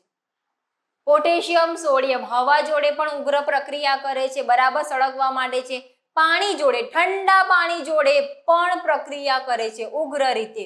સોડિયમ અને પોટેશિયમના કિસ્સામાં પ્રક્રિયા એટલી હદે તીવ્ર હોય છે કે આ ઉષ્માક્ષેપક પ્રક્રિયા હોય છે. ઉત્પન્ન થતો હાઇડ્રોજન વાયુ તરત જ આગ પકડે છે. કે આ જે આપણે પ્રક્રિયા કરીએ એમાં જો સોડિયમ અને પોટેશિયમનો ઉપયોગ કરીએ ને તો કે આ પ્રક્રિયા એટલી તીવ્ર હોય છે, એટલી સ્ટ્રોંગ હોય છે ને કે જે હાઇડ્રોજન વાયુ ઉત્પન્ન થાય છે ને એ તરત જ આગ પકડી લે છે. આપણને ખબર છે હાઇડ્રોજન છે ધડાકા સાથે સળગે છે, બરાબર. પરંતુ આ જે પ્રક્રિયા છે ને સોડિયમ અને પોટેશિયમના કિસ્સામાં બહુ જ તીવ્ર હોય છે, બરાબર. એટલે કે આ પ્રક્રિયામાં જે છે ઉષ્મા ઉત્પન્ન થાય છે. આપણને ખબર છે જે પ્રક્રિયા કરાઈએ એની અંતે જો ઉષ્મા ઉત્પન્ન થતી હોય તો એ પ્રક્રિયાને શું કહેવામાં આવે? ઉષ્માક્ષેપક. એટલે આ પ્રક્રિયા ઉષ્માક્ષેપકનું ઉદાહરણ છે. જોઈએ પ્રક્રિયા. પોટેશિયમ કે એની પ્રક્રિયા કરાઈ પાણી જોડે H2O જોડે, શું બન્યું? KOH, બરાબર. પોટેશિયમ હાઇડ્રોક્સાઇડ બન્યો, હાઇડ્રોજન વાયુ ઉત્પન્ન થયું, બરાબર. અને શું મળ્યું? ઉષ્મા ઉર્જા, બરાબર. ઉષ્મા ઉર્જા મળી. એ જ રીતે સોડિયમની પ્રક્રિયા કરાઈ H2O પાણી જોડે પ્રક્રિયા કરાઈ, શું બન્યું? NaOH બન્યું. NaOH બનીને શું આપણને મળ્યું? હાઇડ્રોજન વાયુ, બરાબર. ધાતુની પાણી સાથે પ્રક્રિયા કરતા શું મળે છે? તો હાઇડ્રોજન વાયુ ઉત્પન્ન થાય છે, બરાબર. આ પ્રક્રિયા કેવી છે? ઉષ્માક્ષેપક પ્રક્રિયા છે. કેલ્શિયમની પાણી સાથેની પ્રક્રિયા. કેલ્શિયમની પાણી સાથે પ્રક્રિયા કેવી હોય છે? તો કે આ પણ તીવ્ર હોય છે, પરંતુ સોડિયમ અને પોટેશિયમના કિસ્સામાં કેવી તીવ્ર હતી? એવી તીવ્ર નથી હોતી, એનાથી ઓછી હોય છે. ઉત્પન્ન થતી ઉષ્મા હાઇડ્રોજન માટે આગ પકડવા પૂરતી હોતી નથી. એટલે કેલ્શિયમમાં પાણી નાખો તો શું થશે? ઉષ્મા નીકળશે? હા, નીકળે છે. હાઇડ્રોજન વાયુ ઉત્પન્ન થાય છે? હા, થાય છે. પરંતુ કઈ એટલી તીવ્ર નથી કે હાઇડ્રોજન વાયુ તરત જ આગ પકડી લે, બરાબર. કેલ્શિયમ પાણી પ્રક્રિયા કરાઈ, શું બન્યું? CaOH ટ્વાઇસ, બરાબર. CaOH ટ્વાઇસ બન્યું અને હાઇડ્રોજન વાયુ છૂટું પડ્યું. કેલ્શિયમ સપાટી પર તરી આવે છે કારણ કે ઉત્પન્ન થતા હાઇડ્રોજન વાયુના પરપોટા ધાતુની સપાટી પર ચીપકે છે. કે આ પ્રક્રિયા કરીશું ને આપણે ત્યારે જે કેલ્શિયમ છે કેલ્શિયમને પાણી જોડે પ્રક્રિયા કરી તો કેલ્શિયમ જે છે ને સપાટી પર તરવા લાગશે. કે કેમ તરવા લાગે છે? તો કેમ કે હાઇડ્રોજન વાયુ જે ઉત્પન્ન થયો ને એના પરપોટા આ કેલ્શિયમની સપાટી પર ચોંટી જાય છે. આપણને ખબર છે હાઇડ્રોજન હલકો વાયુ છે, બરાબર? એટલે જે હાઇડ્રોજન છે કેલ્શિયમને ચોંટી જશે તો શું થશે? કેલ્શિયમ આપણને એમ લાગશે કે ઉપર આવી ગઈ, બરાબર? કેમ કે હાઇડ્રોજન એની સપાટી પર ચોંટી ગયું. મેગ્નેશિયમ. મેગ્નેશિયમ ધાતુ ઠંડા પાણી સાથે પ્રક્રિયા કરતી નથી. તે ગરમ પાણી સાથે પ્રક્રિયા કરીને મેગ્નેશિયમ હાઇડ્રોક્સાઇડ અને હાઇડ્રોજન વાયુ બનાવે છે. તેની સપાટી પર હાઇડ્રોજન વાયુના પરપોટા ચોંટી જવાથી તે પણ તરવાનું શરૂ કરે છે. કેલ્શિયમમાં પણ એવું થયું કે હાઇડ્રોજન જે છે સપાટી પર ચોંટી ગયું એટલે તરવા લાગ્યું. મેગ્નેશિયમમાં પણ એવું કરશે. પણ મેગ્નેશિયમ શું કહે છે કે આ ધાતુ છે ઠંડા પાણી જોડે પ્રક્રિયા નહીં કરે પરંતુ ગરમ જોડે કરશે. ગરમ પાણી જોડે પ્રક્રિયા કરી અને મેગ્નેશિયમ હાઇડ્રોક્સાઇડ બનાવશે અને હાઇડ્રોજન વાયુ ઉત્પન્ન કરશે. આ જે હાઇડ્રોજનના પરપોટા હશે મેગ્નેશિયમની સપાટી પર ચોંટી જશે અને મેગ્નેશિયમ પાણીની સપાટી પર આવશે. તે જ રીતે એલ્યુમિનિયમ, આયર્ન, ઝિંક આ જે ધાતુઓ છે એ ઠંડા કે ગરમ પાણી સાથે પ્રક્રિયા કરતી નથી, બરાબર? ઠંડા કે ગરમ પાણી જોડે પ્રક્રિયા કરતી નથી પરંતુ તેઓ વરાળ સાથે પ્રક્રિયા કરીને ધાતુના ઓક્સાઇડ અને હાઇડ્રોજન બનાવે છે. આ ધાતુઓ કઈ? એલ્યુમિનિયમ, આયર્ન અને ઝિંક આ ધાતુઓ ઠંડા પાણી કે ગરમ પાણી સાથે પ્રક્રિયા નહીં કરે તો શું કરે છે? તો કે એ છે પાણી જોડે પ્રક્રિયા નહીં કરે, વરાળ જોડે પ્રક્રિયા કરશે. વરાળ જોડે પ્રક્રિયા કરીને એ જે ધાતુ છે એલ્યુમિનિયમ હશે તો એલ્યુમિનિયમ ઓક્સાઇડ, આયર્ન હશે તો આયર્નના ઓક્સાઇડ અને ઝિંક હશે તો ઝિંકના ઓક્સાઇડ બનાવશે અને હાઇડ્રોજન ગેસ મુક્ત કરશે. પ્રક્રિયા જોઈ લો. એલ્યુમિનિયમ છે પાણી જોડે પ્રક્રિયા કરી Al2O3 બન્યું, બરાબર? એલ્યુમિનિયમના ઓક્સાઇડ અને હાઇડ્રોજન ગેસ મુક્ત થયો. તે જ રીતે Fe એટલે આયર્ન, આપણું લોખંડ. લોખંડ જે છે એની પ્રક્રિયા કરી H2O જોડે શું બન્યું? આયર્નના ઓક્સાઇડ Fe3O4 અને હાઇડ્રોજન ગેસ છૂટો પડ્યું, બરાબર? તો આ જે છે આપણી પ્રક્રિયાઓ હતી. હવે આપણને કેટલાક ઉદાહરણ આપ્યા છે. સીસુ, કોપર, ચાંદી અને સોનું આ ધાતુઓ પાણી સાથે સહેજ પણ પ્રક્રિયા કરતી નથી, બરાબર? સીસુ, કોપર, ચાંદી, સોનું આ કરે છે તો કે ના, બિલકુલ પ્રક્રિયા નહીં કરતી. સોનું છે પાણી રેડી દો, કશું પ્રક્રિયા નહીં થાય. ચાંદી છે પાણી રેડીને જુઓ, કોપર છે જુઓ, કશી પ્રક્રિયા નહીં કરે. આ બધા છે આપણે પ્રક્રિયાઓ જોઈ, બરાબર? પોટેશિયમ ને સોડિયમની જોઈ કે ભાઈ એટલું હાઇડ્રોજન તીવ્ર ઉત્પન્ન થાય છે કે આંખ પકડવા લાગે છે, બરાબર? કેલ્શિયમમાં બી હાઇડ્રોજન ઉત્પન્ન થાય છે પણ એટલો તીવ્ર નહીં હોતો કે આંખ પકડે, બરાબર? મેગ્નેશિયમ તો કે મેગ્નેશિયમ ઠંડા પાણી જોડે નહીં પ્રક્રિયા કરે, ગરમ પાણી જોડે કરશે, બરાબર? પછી આવ્યું એલ્યુમિનિયમ, આયર્ન, ઝિંક આ કે છે ઠંડા કે ગરમ પાણી જોડે નહીં કરે પરંતુ વરાળ જોડે કરશે. પછી આવ્યું સીસુ, કોપર, ચાંદી, સોનું તો ક્યાં તો પાણી જોડે નહીં કરે, વરાળ જોડે નહીં કરે, કોઈ જોડે પ્રક્રિયા કરશે નહીં. તો આ રીતે જે છે ધાતુઓ પાણી જોડે રિએક્ટ કરે છે. હવે જોઈએ કે ધાતુ એસિડ સાથે કેવી પ્રક્રિયા કરે છે. ધાતુની હવા જોડે, પાણી જોડે પ્રક્રિયા તો જોઈ. એસિડ જોડે કેવી પ્રક્રિયા કરે છે? તો કે ધાતુઓ જે હોય છે એસિડ સાથે પ્રક્રિયા કરીને ક્ષાર અને હાઇડ્રોજન વાયુ આપે છે. એસિડ જોડે પ્રક્રિયા કરીને શું આપશે? ક્ષાર અને હાઇડ્રોજન વાયુ, બરાબર? ધાતુ મંદ એસિડ જોડે પ્રક્રિયા કરશે, ક્ષાર બનાવશે અને હાઇડ્રોજન વાયુ બનાવશે. જ્યારે ધાતુની નાઇટ્રિક એસિડ સાથે પ્રક્રિયા થાય ત્યારે હાઇડ્રોજન વાયુ ઉત્પન્ન થતો નથી. હવે આમાં પ્રક્રિયા કરવાની કેવી છે કે તમારે કસનળી લેવાની છે, એમાં એસિડ નાખવાનું છે અને એમાં જે પણ ધાતુ લેવી હોય સોડિયમ અને પોટેશિયમ સિવાયની લેવાની છે, કેમ કે સોડિયમ, પોટેશિયમ તો બહુ તીવ્ર પ્રક્રિયા કરે છે, એને નથી લેવાની. એના સિવાયની ધાતુઓ લઈ અને એમની એસિડ જોડે પ્રક્રિયા કરાવવાની છે, બરાબર? એની અંદર તમારે થર્મોમીટર પણ મૂકવાનું છે તાપમાન માપવા માટે કે કેટલું તાપમાન વધે છે, બરાબર? તો આ તમે પ્રક્રિયા કરશો ને તો જ્યારે ધાતુની નાઇટ્રિક એસિડ, નાઇટ્રિક એટલે HNO3 જોડે પ્રક્રિયા કરાવશો ને ત્યારે શું થશે? તો કે હાઇડ્રોજન વાયુ ઉત્પન્ન નહીં થાય. હાઇડ્રોજન વાયુ તો કે ઉત્પન્ન થતો તો આ કિસ્સામાં કેમ નહીં થાય?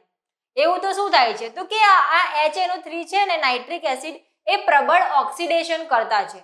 જે હાઇડ્રોજન વાયુ ઉત્પન્ન થશે ને એનું ઓક્સિડેશન કરીને પાણી બનાવી નાખશે.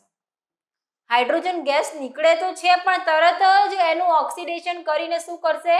પાણી બનાવી નાખશે. કોણ? Nitric acid. નાઇટ્રિક એસિડ એટલે HNO3. નાઇટ્રિક એસિડ જોડે પ્રક્રિયા કરશો તો શું થશે? તો કે એ હાઇડ્રોજન વાયુ નહીં બનાવે, પાણી બનાવશે. કેમ? તો કે આ HNO3 જે છે નાઇટ્રિક એસિડ પ્રબળ ઓક્સિડેશન કરતા છે, હાઇડ્રોજન વાયુનું ઓક્સિડેશન કરી નાખશે અને પાણી બનાવશે અને પોતે કોઈ પણ નાઇટ્રોજન ઓક્સાઇડ બની જશે. બરાબર, પાણી બની ગયું અને જે નાઇટ્રોજન હતું એનું શું થશે? તો નાઇટ્રોજન ઓક્સાઇડ N2O થશે અથવા NO અથવા NO2, કોઈ પણ નાઇટ્રોજન ઓક્સાઇડમાં પરિવર્તિત થશે. બરાબર, હાઇડ્રોજન છે એનું ઓક્સિડેશન કરી નાખશે અને જે નાઇટ્રોજન હશે એનું રિડક્શન કરી અને નાઇટ્રોજનના ઓક્સાઇડ બનાવશે. પરંતુ મેગ્નેશિયમ Mg અને મેંગેનીઝ Mn ખૂબ જ મંદ HNO3 સાથે પ્રક્રિયા કરી H2 વાયુ ઉત્પન્ન કરે છે. કે મોટા ભાગની ધાતુઓ છે શું કરે છે? હાઇડ્રોજન વાયુ ઉત્પન્ન નહીં કરતી, પાણી ઉત્પન્ન કરે છે. પરંતુ મેગ્નેશિયમ અને મેંગેનીઝ એ ખૂબ જ મંદ નાઇટ્રિક એસિડ જોડે પ્રક્રિયા કરશે અને હાઇડ્રોજન વાયુ પણ ઉત્પન્ન કરશે. હવે કે જે મેગ્નેશિયમના કિસ્સામાં પરપોટા ઉત્પન્ન થવાનો દર સૌથી વધુ હતો. આપણે જે કસનળીમાં એસિડની અંદર ધાતુઓ નાખીને પ્રયોગ કર્યો, બરાબર, ત્યારે જે પરપોટા નીકળે છે ને, તો કે મેગ્નેશિયમના કિસ્સામાં સૌથી વધારે પરપોટા નીકળે છે. તો કે આવું કેમ થાય છે? તો કે આ પ્રક્રિયા ઉષ્માક્ષેપક હતી સૌથી વધારે.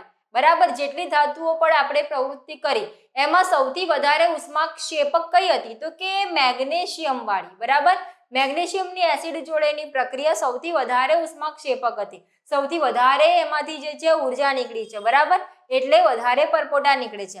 પ્રતિક્રિયાત્મકતા કે સક્રિયતા કોની વધારે છે? કોણ એસિડ જોડે વધારે પ્રક્રિયા કરે છે? તો કે Mg સૌથી વધારે, એનાથી ઓછું એલ્યુમિનિયમ, એનાથી ઓછું ઝિંક અને એનાથી ઓછું આયન. આ ક્રમમાં પ્રતિક્રિયાત્મકતા ઘટતી જાય છે. બરાબર, સૌથી વધારે કોણ? તો મેગ્નેશિયમ, પછી એલ્યુમિનિયમ, પછી ઝિંક, પછી આયન. બરાબર, કોપરમાં શું થાય છે કે કોપરમાં પરપોટા જોવા મળતા નથી. કોપરના કિસ્સામાં એસિડ નાખીશું તો પરપોટા નહીં નીકળે. કેમ? તો કે તાપમાનમાં પણ કોઈ ફેરફાર થતો નથી. તો કે આવું કેમ થાય છે કે બધી ધાતુઓ જે છે હાઇડ્રોજન વાયુ ઉત્પન્ન કરે છે, ગરમ થાય છે, પરપોટા નીકળે છે, કોપરના કિસ્સામાં કેમ નહીં થતો? તો કે કોપર જે છે મંદ HCl સાથે પ્રક્રિયા કરતો નથી. શું? મંદ HCl જોડે પ્રક્રિયા નથી કરતો. બરાબર, એટલે પરપોટા પણ નહીં દેખાય, તાપમાનમાં વધારો કે ઘટાડો પણ નહીં થાય. બરાબર, કોઈ પ્રવૃત્તિ કોપરમાં જોવા નહીં મળે. મેગ્નેશિયમમાં સૌથી વધારે જોવા મળશે. બરાબર, મેગ્નેશિયમ, એલ્યુમિનિયમ, ઝિંક, આયન આ રીતે ઉતરતા ક્રમમાં તમને પ્રક્રિયા જોવા મળશે. પરંતુ કોપર કરશે તો કે ના, કોપર એસિડ જોડે પ્રક્રિયા નથી કરે. પછી ધાતુઓ અન્ય ધાતુના ક્ષાર દ્રાવણ સાથે કેવી પ્રક્રિયા કરે છે? ધાતુ છે એની અન્ય ધાતુના ક્ષાર દ્રાવણ જોડે પ્રક્રિયા કરાવવાની છે. અહીંયા જુઓ, બે કસનળી લીધી છે. એક કસનળીમાં કોપર સલ્ફેટનું દ્રાવણ છે અને લોખંડની ખીલી લીધી છે. બરાબર, આ આપણી ધાતુ થઈ ગઈ અને આ બીજી ધાતુના ક્ષારના દ્રાવણ. બરાબર, પહેલી આપણી ધાતુ કઈ છે? લોખંડ. બીજી ધાતુ કઈ છે? કોપર. કોપરના ક્ષારનું દ્રાવણ છે, કોપર સલ્ફેટનું દ્રાવણ છે. કોપર સલ્ફેટના દ્રાવણમાં આપણે લોખંડની ખીલી ડુબાડવાની છે. બરાબર, એ જ રીતે આ બાજુ એનાથી ઉલટું શું કરવાનું છે? તો કે આયન સલ્ફેટનું દ્રાવણ લેવાનું છે. આયન સલ્ફેટનું દ્રાવણ લેવાનું છે અને એમાં તાંબાનો તાર ડુબાડવાનો છે. તાંબાનો તાર, આયન સલ્ફેટનું દ્રાવણ લેવાનું છે. બરાબર, શું પ્રક્રિયા થાય છે? તો કે ધાતુ એ આપણું છે લોખંડ વત્તા ધાતુ બી ના ક્ષારનું દ્રાવણ. આ બી જે છે કોપર સલ્ફેટ, એના ક્ષારનું દ્રાવણ. તો શું બનશે? તો કે એના ક્ષારનું દ્રાવણ બનશે અને ધાતુ બી છૂટી પડશે. એના ક્ષારનું દ્રાવણ એટલે એ કયું હતું આપણું? આ લોખંડ જે છે એ. બરાબર, એના ક્ષારનું દ્રાવણ બનશે એટલે આ જે લોખંડ છે એના સલ્ફેટ એટલે આયન સલ્ફેટ બનશે. બરાબર, અને શું છૂટું પડશે? ધાતુ બી કઈ હતી આપણી? કોપર છૂટી પડી જશે. બરાબર, આ પ્રક્રિયામાં શું બનશે? જે કોપર સલ્ફેટનું દ્રાવણ હતું એમાંથી જે કોપર ધાતુ છૂટી પડી જશે અને જે આયન જે છે આયન સલ્ફેટ બની જશે. બરાબર, આયન સલ્ફેટ બનશે અને કોપર છૂટી કરી દેશે. આ પ્રક્રિયા આપણે આગળ પણ શીખ્યા હતા કે આને વિસ્થાપન કહેવાય. વિસ્થાપન એટલે કે વધારે સક્રિય ધાતુ હશે ને એ ઓછી સક્રિય ધાતુનું વિસ્થાપન કરીને એની જગ્યા લઈ લેશે અને જે ઓછી સક્રિય ધરાવતી ધાતુ હતી એ છૂટી પડી જશે બરાબર. અહીંયા કોપર જે છે છૂટું પડી જાય છે બરાબર. લોખંડ જે છે આયન જે છે એ કોપરની જગ્યા લઈ લે છે, કોપરનું વિસ્થાપન કરી નાખે છે. અહીંયા તાંબાનો તાર લીધું છે, કોપર છે આયન સલ્ફેટ છે બરાબર. તો શું આમાં એવું થશે? શું જે તાંબુ છે જે કોપર છે એ આયન સલ્ફેટમાંથી આયનનું વિસ્થાપન કરશે? તો કે ના, નહીં કરે. કેમ નહીં કરે? આ કિસ્સામાં થાય છે, આ કિસ્સામાં કેમ નથી થતું? તો કે જે કોપર જે છે એ આયનનું વિસ્થાપન નથી કરી શકતું બરાબર. આયન જે છે એ કોપરનું વિસ્થાપન કરી શકશે બરાબર. જે વધારે સક્રિય ધાતુ હશે એ ઓછી સક્રિયતા ધરાવતી ધાતુનું વિસ્થાપન કરીને એને છૂટી પાડી શકશે. પ્રતિક્રિયાત્મકતા શ્રેણી. પ્રતિક્રિયાત્મકતા એટલે સક્રિયતા શ્રેણી. કઈ ધાતુ વધારે સક્રિયતા ધરાવે છે, કઈ ધાતુ ઓછી સક્રિયતા ધરાવે છે બરાબર. સક્રિયતા શ્રેણી આપણે એક શ્રેણી બનાવીશું જેમાં આપણને ચોખ્ખું ખ્યાલ આવી જાય કે કઈ વધારે સક્રિય છે, કઈ ઓછી સક્રિય છે બરાબર. અહીંયા જુઓ સક્રિયતા શ્રેણી આપેલી છે બરાબર. ઉપરથી જે છે ધાતુઓ છે સૌથી વધારે પ્રતિક્રિયાત્મક છે ઉપરવાળી બરાબર. જેમ જેમ નીચે આવતા જઈશું તેમ તેમ એમની સક્રિયતા જે છે એ ઘટતી જશે બરાબર. આ જે સક્રિયતા શ્રેણી છે સૌથી પહેલા એમાં શું છે? પોટેશિયમ. પોટેશિયમ કે આ ધાતુ જે છે સૌથી વધારે પ્રતિક્રિયાત્મક છે, સૌથી વધારે સક્રિય છે. એના પછી સોડિયમ. પોટેશિયમ સોડિયમ હંમેશા કોઈ પણ પ્રવૃત્તિ બી કરી આપણે એમાં સાથે જ હતા બરાબર. કે સૌથી તીવ્ર પ્રક્રિયા આપે છે, હવામાં સળગે છે, પાણી જોડે તીવ્ર પ્રક્રિયા આપે છે બરાબર. એસિડ જોડે તો આપણે એની પ્રક્રિયા કરી જ ના, કેમ કે બહુ સક્રિય ધાતુ છે બરાબર. Potassium sodium. એના પછી આવશે કેલ્શિયમ. પોટેશિયમ સોડિયમ પછી આવશે calcium, magnesium, aluminium, zinc, iron, lead બરાબર. આ જે ધાતુઓ જેમ જેમ નીચે જઈશું તેમ તેમ તેમની સક્રિયતા જે છે એ ઘટતી જશે બરાબર. અહીંયા છે હાઇડ્રોજન. હાઇડ્રોજન એ ધાતુ નથી બરાબર, પણ સક્રિયતામાં એક ક્રમે આવે છે એટલે એને અહીંયા દર્શાવ્યું છે. લેડ. પછી કોપર. કોપર, મર્ક્યુરી, સિલ્વર અને ગોલ્ડ. સિલ્વર અને ગોલ્ડ, સોનું અને ચાંદી સૌથી ઓછી પ્રતિક્રિયાત્મકતા દર્શાવે છે બરાબર. એટલે કે જે હવામાં છે સળગી નથી જતા, પાણીથી કશું નહીં થતું બરાબર. સારી રીતે પ્રક્રિયા જે છે આ લોકો કરે છે, એકદમ તીવ્ર પ્રક્રિયાઓ આપે છે બરાબર. જેમ જેમ વચ્ચે આવીશું આપણે તો પ્રક્રિયા કેવી થશે? મંદ થશે, ધીમી થશે. ને છેલ્લે આપણે નીચે જઈશું સિલ્વર ગોલ્ડ તરફ તો શું થશે? પ્રક્રિયા કોઈ થાય છે ના. સૌથી ઓછી પ્રક્રિયા આપે છે સિલ્વર અને ગોલ્ડ. સૌથી વધારે કોણ આપે છે? તો કે પોટેશિયમ અને સોડિયમ બરાબર. બાકી બધા વચ્ચે જે છે એ અનુક્રમે પ્રક્રિયાઓ આપતા જાય છે. ધાતુઓ અને અધાતુઓ કેવી રીતે પ્રક્રિયા કરે છે? ધાતુ અને અધાતુ કેવી રીતે પ્રક્રિયા કરશે બરાબર. ધાતુ છે, અધાતુ છે, કેવી રીતે પ્રક્રિયા કરશે? ધાતુની આપણે આની જોડે પ્રક્રિયા જોઈ, તેની સાથે જોઈ. હવે ધાતુ અને અધાતુની પ્રક્રિયાઓ એનું શું કરવાનું બરાબર. ધાતુની પ્રક્રિયા જે છે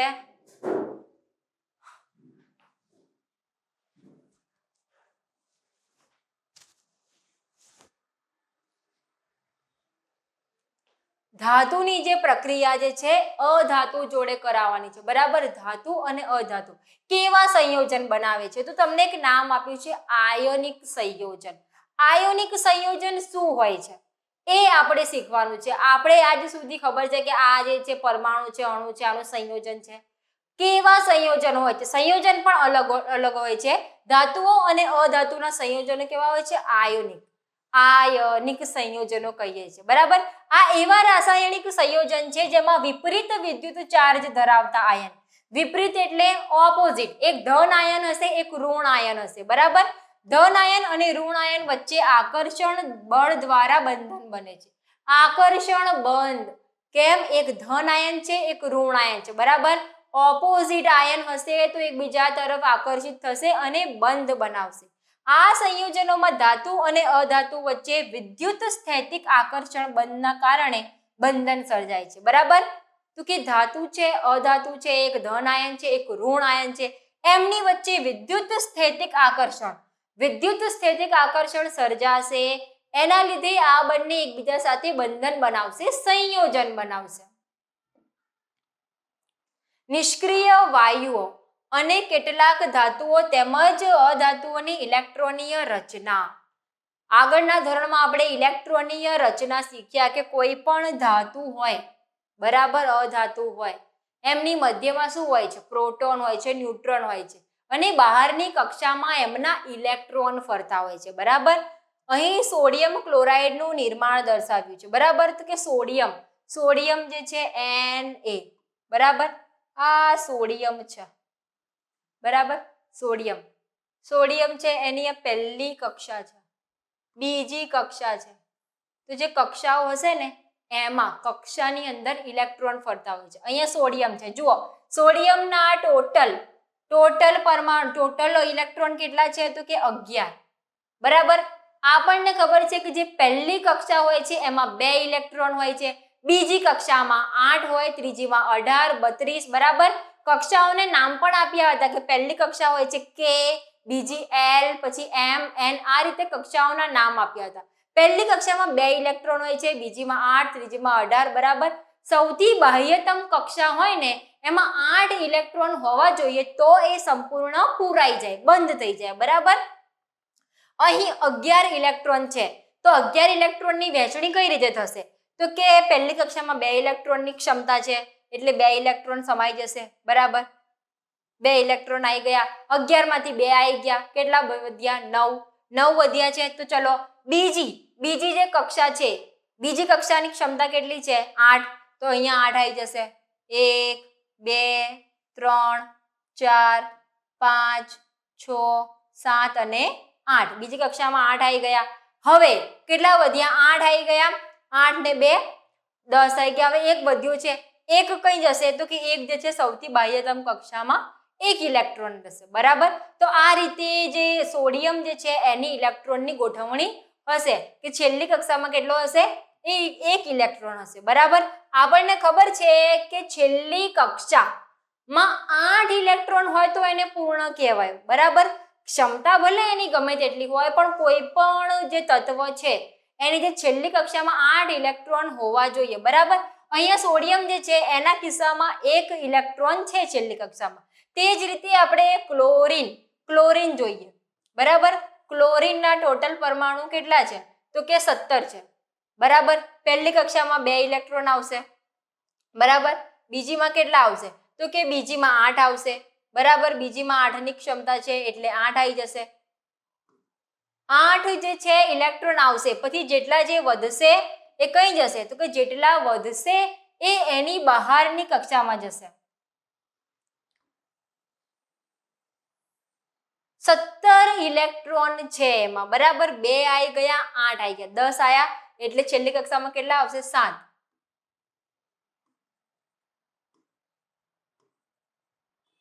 અહીંયા 7 ઇલેક્ટ્રોન આવી ગયા, બરાબર. આની છેલ્લી કક્ષામાં 7 ઇલેક્ટ્રોન છે, સોડિયમની છેલ્લી કક્ષામાં 1 ઇલેક્ટ્રોન છે, બરાબર. તો હવે શું થશે? તો કે આ જે સોડિયમ છે એને છેલ્લી કક્ષા પૂર્ણ કરવા માટે 8 ઇલેક્ટ્રોન જોઈએ છે, બરાબર. 1 છે એટલે વધારાના 7 એને જોઈએ છે, બરાબર. 7 ઇલેક્ટ્રોન હોવા જોઈએ. આ જે કેલ્શિયમ જે છે, ક્લોરીન, એની જે છેલ્લી કક્ષા છે એમાં 7 ઇલેક્ટ્રોન છે. 7 ઇલેક્ટ્રોન છે એને 1 ઇલેક્ટ્રોન કઈથી મળે તો શું થાય? 8 ઇલેક્ટ્રોન પૂર્ણ થઈ જાય, બરાબર. તો આ સોડિયમ કહેશે કે મારી પાસે 1 છે ઇલેક્ટ્રોન, બરાબર. હું કઈથી 7 ઇલેક્ટ્રોન મેળવું? તો 7 ઇલેક્ટ્રોન મેળવવા બહુ મુશ્કેલી ભર્યું કામ છે, બરાબર. 1 2 મેળવવા હોય તો ઇઝીલી મેળવી શકાય, પરંતુ 7 મેળવવા પડે 8 પૂર્ણ કરવા માટે, બરાબર. હવે એ જ રીતે અહીંયા ક્લોરીન છે, એના માટે 7 ઇલેક્ટ્રોન છે, 8 પૂર્ણ કરવા માટે એને બીજું એક જોઈએ છે, બરાબર. અથવા તો આ જે 7 છે એને ગુમાવવા પડે. તો 7 ઇલેક્ટ્રોનને ગુમાવવા એટલે આટલી બધી ઉર્જા કઈથી લાવવી, બરાબર. તો એના માટે 1 ઇલેક્ટ્રોન મેળવવું સહેલું છે, આના માટે 1 ઇલેક્ટ્રોન ગુમાવવું સહેલું છે, આના માટે મેળવવું સહેલું છે. તો શું થશે? તો આ જે સોડિયમ જે છે એ 1 ઇલેક્ટ્રોન જે છે એ આપી દેશે ક્લોરીનને, બરાબર. ઇલેક્ટ્રોનની આપ-લે કરશે કોણ? સોડિયમ અને ક્લોરીન. અહીંયા જે સોડિયમ જે છે એ પોતાનું 1 ઇલેક્ટ્રોન ક્લોરીનને આપી દેશે. આપી દેશે તો આ ઇલેક્ટ્રોન અહીંયા જતું રહ્યું, બરાબર. આની 8 કક્ષા થઈ ગઈ, પૂર્ણ કક્ષા થઈ ગઈ. અને આ કક્ષામાંથી એક ઇલેક્ટ્રોન ગયું એટલે શું થયું? કશું નહીં, અંદરની કક્ષામાં 8 ઇલેક્ટ્રોન હતા એટલે સોડિયમ સ્ટેબલ રહેશે, બરાબર. તો આ રીતે જે છે NaCl નું બોન્ડ બનશે, બરાબર. જે ઇલેક્ટ્રોન આપશે, જે ઇલેક્ટ્રોન ગુમાવશે એ ધન આયન બનશે, બરાબર. સોડિયમ ઇલેક્ટ્રોન દાન કરે છે, ઇલેક્ટ્રોન આપે છે એટલે ધન આયન બનશે. ક્લોરીન ઇલેક્ટ્રોન મેળવે છે, જે મેળવે છે એ શું થશે? માઇનસ ચાર્જ થશે, બરાબર. Na+Cl minus. આ રીતે જે છે એક ઇલેક્ટ્રોન ગુમાવીને Na+ બનાવે છે અને ક્લોરીન એક ઇલેક્ટ્રોન મેળવીને Cl માઇનસ બને છે. આ રીતે NaCl જોડાય છે. કઈ રીતે? ઇલેક્ટ્રોનની આપલે કરીને, એક આપે છે બીજો મેળવે છે, બરાબર. આપે છે મેળવે છે, આ રીતે સોડિયમ ક્લોરાઇડ બનાવે છે, સોડિયમ ક્લોરાઇડ, બરાબર. આ રીતે જો અહીંયા સોડિયમ જે છે એની પાસે એક હતું છેલ્લી કક્ષામાં, બરાબર. અહીંયા 7 હતા, 1 2 3 4 5 6 7, બરાબર. એકની જરૂર હતી એટલે આ જે સોડિયમ જે છે અહીંયા આપી દેશે, બરાબર. સોડિયમ વત્તા Cl, બરાબર. એક ઇલેક્ટ્રોન આપી દીધું એટલે શું બની ગયું? NaCl. અહીંયા જુઓ આ ગ્રીન ટપકા દેખાય છે એ ક્લોરીનના છે ઇલેક્ટ્રોન અને એક ઓરેન્જ આવ્યું કોનું છે? સોડિયમનું. તો આ રીતે સોડિયમ અને ક્લોરાઇડ ભેગા થશે, બરાબર. ભેગા થઈને શું બનાવશે? સંયોજન બનાવશે. કઈ રીતે? તો કે એક ધન આયન છે, એક ઋણ આયન છે, બરાબર. ધન આયન છે અને ઋણ આયન છે. એક ધન આયન બને, એક ઋણ આયન બને ત્યારે આયોનિક બંધ બને છે, બરાબર. એક પ્લસ અને માઇનસ હોવું જરૂરી છે. જો બંને એવું કે ભાઈ હું પણ દાન કરીશ પેલો કે હું પણ દાન કરીશ તો પછી બંધન બને જ નહીં. એક જો છે એક તત્વ એ ઇલેક્ટ્રોન ગુમાવવા રેડી હોય અને બીજું તત્વ એ જ ઇલેક્ટ્રોનને મેળવવા માટે તૈયાર હોય ત્યારે એમનું સંયોજન બને, બરાબર. હવે આપણે જોઈએ મેગ્નેશિયમ ક્લોરાઇડનું નિર્માણ કઈ રીતે થાય છે. અહીંયા જે મેગ્નેશિયમ છે એમાં 12 ઇલેક્ટ્રોન છે, બરાબર. અને ક્લોરીનમાં તો 17 છે, ખબર જ છે. મેગ્નેશિયમની છેલ્લી કક્ષામાં કેટલા છે? 2 ઇલેક્ટ્રોન છે. મેગ્નેશિયમની છેલ્લી કક્ષામાં કેટલા છે? 2 ઇલેક્ટ્રોન છે, બરાબર. 2 ઇલેક્ટ્રોન હશે. માની લો અહીંયા મેગ્નેશિયમ છે, બરાબર. છેલ્લી કક્ષામાં કેટલા છે? 2 ઇલેક્ટ્રોન છે, બરાબર. અહીંયા ક્લોરીન છે, એની છેલ્લી કક્ષામાં કેટલા છે? 7 છે, બરાબર. 7 છે. હવે એ શું કરશે? તો કે આ એક જે છે એક ઇલેક્ટ્રોન આ ક્લોરીનને આપશે, બરાબર. એક ક્લોરીન પૂરો થઈ ગયો, હજુ પણ આ બચ્યું, એનું શું? તો કે કઈ નહીં, બીજું ક્લોરીન લઈ લો, બરાબર. બીજા ક્લોરીનમાં પણ 7 ઇલેક્ટ્રોન હશે, બરાબર. 7 ઇલેક્ટ્રોન હશે. એક આને પણ જોઈએ છે તો એક આને આપી દેશે. ઈઝી. મેગ્નેશિયમ જે છે છેલ્લી કક્ષામાં 2 ઇલેક્ટ્રોન છે એ 2 ગુમાવશે અને ક્લોરીન જે છે એ એક જ મેળવવાની ક્ષમતા ધરાવે છે, બરાબર. તો આ એક જ મેળવવાની ક્ષમતા છે એટલે જે ક્લોરીન જે છે એ 2, ચલો અહીંયા આપણે જોયું કે જે મેગ્નેશિયમ છે એની છેલ્લી કક્ષામાં 2 ઇલેક્ટ્રોન છે, બરાબર. હવે એક ઇલેક્ટ્રોન જે છે એ આ ક્લોરીનને આપશે અને બીજો ઇલેક્ટ્રોન જે છે એ આ ક્લોરીનને આપશે, બરાબર. કેમ કે એની પાસે 2 ઇલેક્ટ્રોન છે, એને સંપૂર્ણ કક્ષા કરવી હશે તો 2 ગુમાવવા પડશે. કોને? મેગ્નેશિયમને. અને ક્લોરીન તો એક મેળવવા માટે રેડી જ છે, બરાબર. તો એક મેળવશે, બીજો ક્લોરીન જે છે એક ઇલેક્ટ્રોન મેળવશે. આ રીતે એક જ મેગ્નેશિયમની સાથે 2 ક્લોરીન જોડાશે એટલે MgCl2 બનશે, બરાબર. જ્યારે પણ આપણે મેગ્નેશિયમ ક્લોરાઇડ લખીએ છીએ ત્યારે MgCl2 આવું લખીએ છીએ. હવે તમને ખ્યાલ આવ્યો હશે કે MgCl2 કેમ લખીએ છીએ, બરાબર. કેમ 2 લખીએ છીએ? કે એક જ મેગ્નેશિયમ જે છે બે ક્લોરીન સાથે સંયોજન બનાવે છે, બરાબર. એક જ મેગ્નેશિયમ 2 ક્લોરીન સાથે સંયોજન બનાવે છે. આપણે જે ભણ્યા એ જ છે, બરાબર. મેગ્નેશિયમ જે છે છેલ્લી કક્ષામાં 2 ઇલેક્ટ્રોન છે, 2 ઇલેક્ટ્રોન ગુમાવશે, 2 ઇલેક્ટ્રોન આપી દેશે અને શું બનશે? Mg2+ ધન આયન બની જશે, બરાબર. એ જ રીતે ક્લોરીન જે છે એક ઇલેક્ટ્રોન મેળવશે, એક ઇલેક્ટ્રોન મેળવીને શું થશે? Cl- બનાવશે, બરાબર. Mg મેગ્નેશિયમ જે છે મેગ્નેશિયમ 2 ના ઇલેક્ટ્રોન હતા, એક આ ક્લોરીનને આપી દીધા, એક આ ક્લોરીનને આપી દીધા, બરાબર. અહીં મેગ્નેશિયમ પ્લસ એટલે ધન આયન હશે, ક્લોરીન જે છે એ ઋણ આયન બનશે. આ રીતે એમનું સંયોજન બની અને મેગ્નેશિયમ ક્લોરાઇડ MgCl2 બનાવશે. ચલો આગળ આપણે એક પ્રવૃત્તિ કરવાની છે. એમાં જે ધાતુઓ છે, ધાતુને સળગાવવાની છે, એની પાણી, કેરોસીન, પેટ્રોલ જોડે પ્રક્રિયા કરાવવાની છે, બરાબર. ને બધી પ્રક્રિયાઓને અંતે શું મળે છે એ આપણે જોવાનું છે. સૌપ્રથમ તો એમનો ભૌતિક સ્વભાવ કેવો છે. ધાતુને તમારે સીધી બર્નર પર ગરમ કરવાની છે. કોઈ પણ ધાતુ લીધી એને ગરમ કરી, શું થશે, બરાબર. એમને પાણીમાં ઓગાળવાનું છે. પાણીમાં દ્રાવ્ય થાય છે કે નહીં થતું, બરાબર. કેરોસીનમાં, પેટ્રોલમાં, આલ્કોહોલમાં દ્રાવ્ય થાય છે કે નહીં થતું, એ બધું જોવાનું છે. પછી એમનું વિદ્યુત પરિપથ બનાવવાનું છે. વિદ્યુત પરિપથ એટલે વિદ્યુત પરિપથ તૈયાર કરવાનું છે અને જે તે ધાતુના ક્ષારનું દ્રાવણ લેવાનું છે અને એ જે દ્રાવણ છે એમાંથી વિદ્યુત પ્રવાહ પસાર થાય છે કે નહીં એ જોવાનું છે. તો આપણે એના પરથી શું નિષ્કર્ષ મળશે? સૌથી પહેલા તો ભૌતિક સ્વભાવ, ધન અને ઋણ આયનો વચ્ચે પ્રબળ આકર્ષણ બળ હોવાને કારણે આયનીય સંયોજનો ઘન અને થોડા સખત હોય છે. આ સંયોજનો સામાન્ય રીતે બરડ હોય છે, એટલે કે દબાણ આપતા તૂટીને ટુકડા થઈ જાય છે, બરાબર. આના પરથી આવો નિષ્કર્ષ મળે છે કે આવના જે ધન અને ઋણ આયનો છે, ધન અને ઋણ વચ્ચે પ્રબળ આકર્ષણના કારણે શું થાય છે? બંધ બને છે. આ બંધને આપણે શું કહીએ છીએ? આયનીય બંધ, બરાબર. આ બંધ કેવા હોય છે? સખત હોય છે. સખત અને બરડ હોય છે. બરડ એટલે તૂટી જાય છે, બરાબર.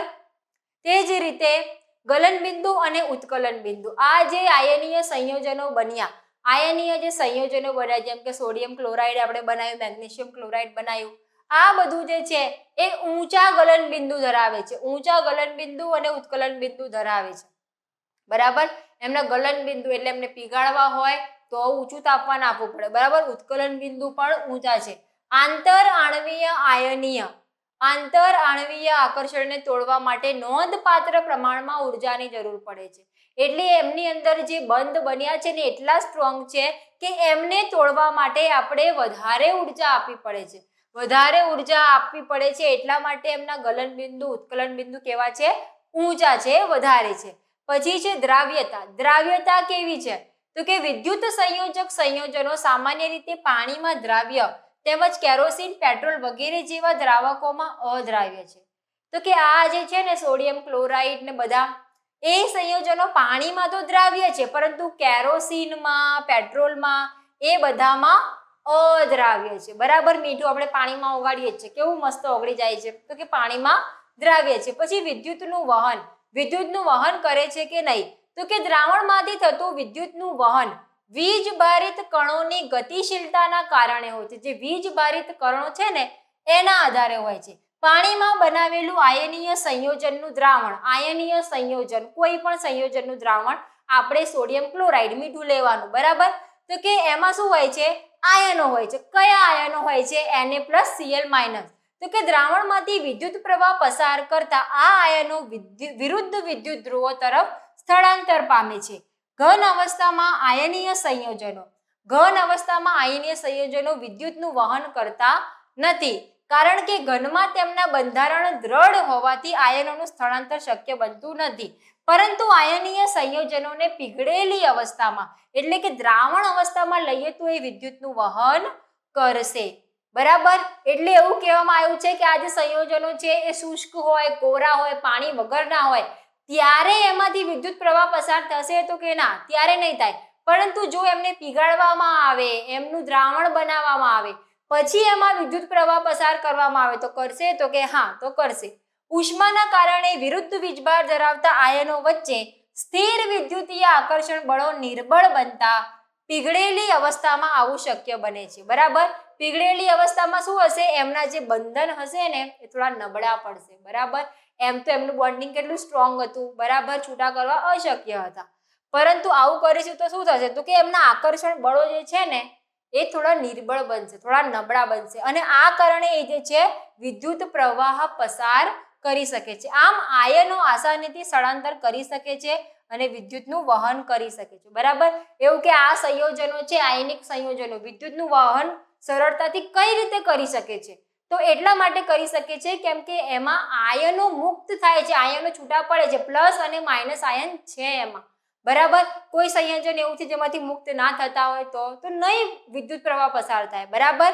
તો આ જે છે આપણે જે આયનીય સંયોજનો બનાવ્યા હતા, બરાબર, એમના સ્વભાવ છે, બરાબર, કે ભૌતિક કેવા છે, એમનો ગલન બિંદુ ઉત્કલન બિંદુ કેવા છે, એમની દ્રાવ્યતા કેવી છે, ને વિદ્યુતનું વહન કરે છે કે નહીં. ધાતુઓની પ્રાપ્તિ. હવે જે આપણે ધાતુઓ વિશે વાત કરી લીધી, બધું જોઈ લીધું, એમની રાસાયણિક ગુણધર્મો જોયા, ભૌતિક ગુણધર્મો જોયા, બરાબર, બધી પ્રક્રિયાઓ જોઈ. હવે એમની પ્રાપ્તિ ક્યાંથી થાય છે? ધાતુઓ આપણને મળે છે ક્યાંથી? ક્યાંથી આપણે ધાતુઓ મેળવીએ છીએ? આપણને ખબર જ છે કે આપણે જે છે જમીનની અંદરથી ધાતુઓ મેળવીએ છીએ, બરાબર. તો કઈ જગ્યાએથી કઈ ધાતુ મળે છે? શું ધાતુઓ ડાયરેક્ટ શુદ્ધ સ્વરૂપમાં જ આપણને મળી જાય છે કે ખોદ્યું અને આપણને મળી ગયું ધાતુ? એવું હોય છે? જોઈ લઈએ. પૃથ્વીનું ભૂપૃષ્ઠ એટલે કે જે પૃથ્વીનું પોપડો છે, આપણને ખબર છે પૃથ્વી, બરાબર. પૃથ્વીની અંદર કેટલા સ્તરો હોય છે, બરાબર. એમાં સૌથી ઉપરનું જે સ્તર છે, બરાબર, એ જે સ્તર છે એ ધાતુઓનો મોટો સ્ત્રોત છે. જમીન, પૃથ્વી જે છે, પૃથ્વીનો પોપડો જે છે એ ધાતુઓનો મોટો સ્ત્રોત છે. દરિયાનું પાણી પણ સોડિયમ ક્લોરાઇડ, મેગ્નેશિયમ ક્લોરાઇડ વગેરે જેવા ક્ષારો ધરાવે છે. દરિયાનું પાણી પણ ક્ષારો ધરાવે છે. આપણને ખબર જ છે સોડિયમ ક્લોરાઇડ, મેગ્નેશિયમ ક્લોરાઇડ અને બીજા એવા ઘણા બધા ક્ષારો દરિયાના પાણીમાં ઓગળેલા હોય છે. જે તત્વો કે સંયોજનો પૃથ્વીના ભૂપૃષ્ઠમાંથી કુદરતી રીતે મળે છે તેને ખનિજો કહે છે. કે જે કુદરતી રીતે મળશે ને એને શું કહેવામાં આવે છે? ખનિજો, બરાબર. કોઈ પણ તત્વ કે સંયોજન રૂપે આપણને પૃથ્વીમાંથી કશુંક મળ્યું તો એને ડાયરેક્ટ નહીં કરીએ કે મને આ મળ્યું છે, એને શું કહીશું? ખનિજ મળી છે, બરાબર, ખનિજ. હજુ એ ધાતુ શુદ્ધ સ્વરૂપમાં નથી, એનું શુદ્ધિકરણ કરવું પડશે. કેટલીક જગ્યાએ ખનિજો કોઈ ચોક્કસ ધાતુનું ઊંચું ટકાવાર પ્રમાણ ધરાવે છે અને તેમાંથી ધાતુનું નિષ્કર્ષણ કરવામાં આવે છે, બરાબર. આવી ખનિજોને કાચી ધાતુ એટલે અયસ્ક કહેવામાં આવે છે. ખનિજો એટલે એમાં કોઈ ચોક્કસ પ્રકારની ધાતુ છે આપણે કહી ના શકીએ, પરંતુ ઘણી જગ્યાએ એવા ખનિજો હોય છે કે એમાં કોઈ ચોક્કસ પ્રકારની ધાતુ જ છે, બરાબર, કે આ જગ્યાએથી કોપર જ નીકળે છે, બરાબર. તો આવી ખનિજને શું કહેવાશે? એનું અયસ્ક, એની કાચી ધાતુ કહેવામાં આવશે. ધાતુઓનું નિષ્કર્ષણ કઈ રીતે કરવામાં આવે છે? બરાબર, આપણને કાચી ધાતુ તો મળી ગઈ, પરંતુ એમાંથી આપણને જે શુદ્ધ ધાતુ જોઈએ છે એ કઈ રીતે મેળવવાની છે?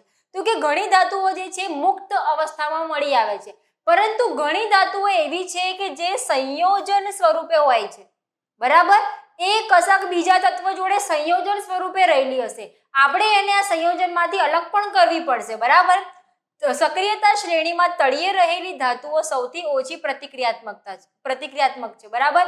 આપણે સક્રિયતા શ્રેણી જોઈ, બરાબર. એમાં જે ઉપર રહેલી ધાતુ હતી સોડિયમ, પોટેશિયમ, આ બધી બહુ વધારે પ્રતિક્રિયાત્મકતા દર્શાવે છે. જ્યારે નીચે રહેલી ધાતુઓ હતી સોનું, ચાંદી, એ ખૂબ ઓછી પ્રતિક્રિયાત્મકતા ધરાવે છે, બરાબર. તે ઘણીવાર મુક્ત અવસ્થામાં મળે છે. આવી ધાતુઓ કે જેમની પ્રતિક્રિયાત્મકતા ઓછી છે એ ઘણીવાર મુક્ત અવસ્થામાં મળી આવે છે. ઉદાહરણ તરીકે સોનું, ચાંદી, પ્લેટિનમ અને કોપર મુક્ત અવસ્થામાં મળે છે, બરાબર. સક્રિયતા શ્રેણીમાં નીચે રહેલી આ ધાતુઓ સોનું, ચાંદી, પ્લેટિનમ અને કોપર મુક્ત અવસ્થામાં મળે છે. મુક્ત એટલે કે કોઈ બીજા તત્વ જોડે સંયોજનમાં નથી હોતી, બરાબર. આ સક્રિયતા શ્રેણી જુઓ, બરાબર.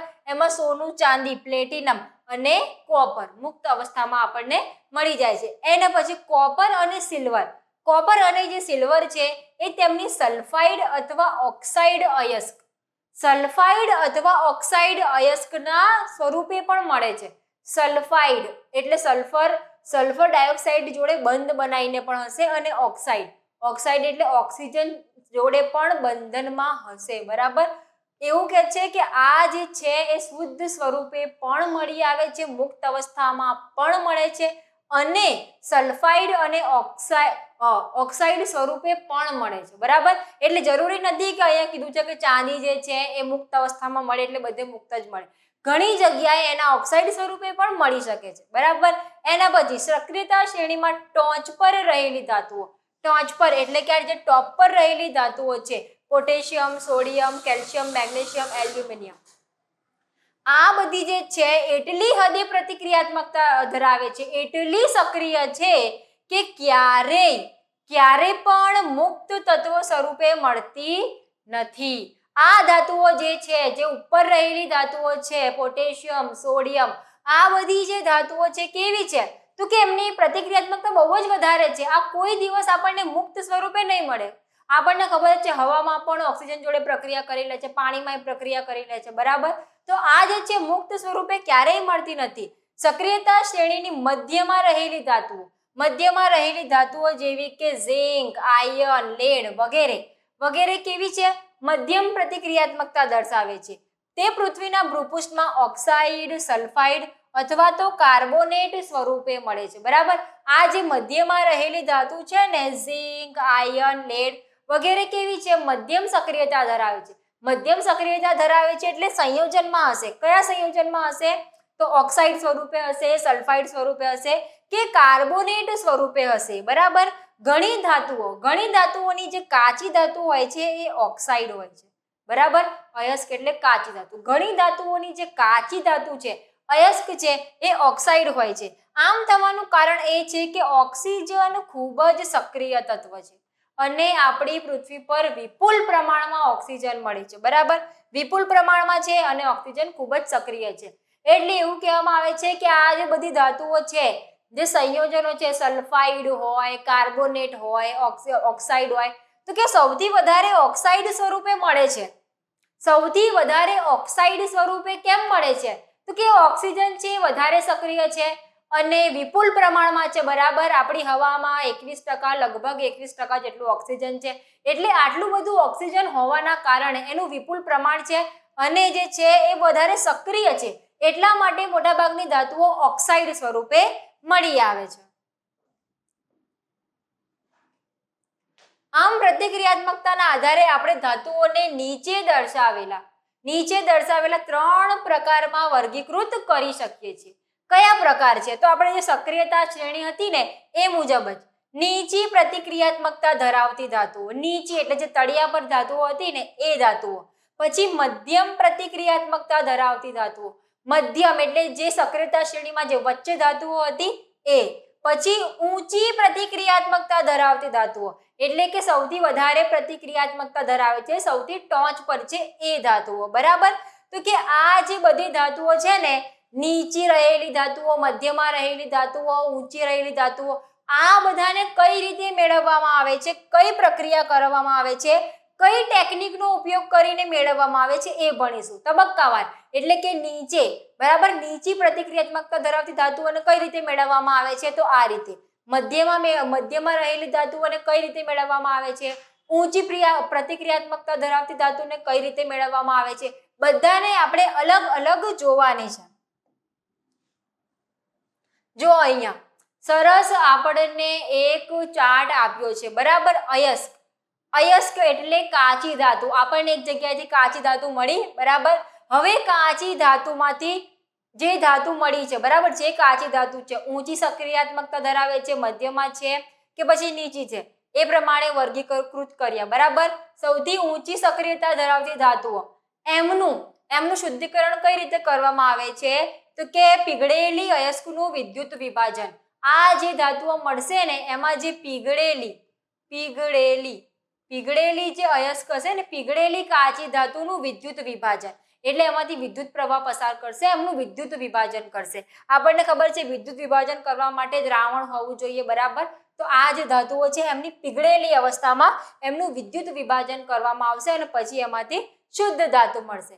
એના પછી મધ્યમ સક્રિયતા ધરાવતી ધાતુઓ, તો કે મધ્યમ સક્રિયતા ધરાવતી ધાતુઓ છે, કાર્બોનેટ સ્વરૂપે મળશે કે સલ્ફાઇડ સ્વરૂપે મળશે, બરાબર. તો જો કાર્બોનેટ સ્વરૂપે હશે, એ કાર્બોનેટના સંયોજનમાં હશે તો એનું કેલ્સિનેશનની પ્રક્રિયા દ્વારા શુદ્ધિકરણ કરવામાં આવશે, કેલ્સિનેશન દ્વારા, બરાબર.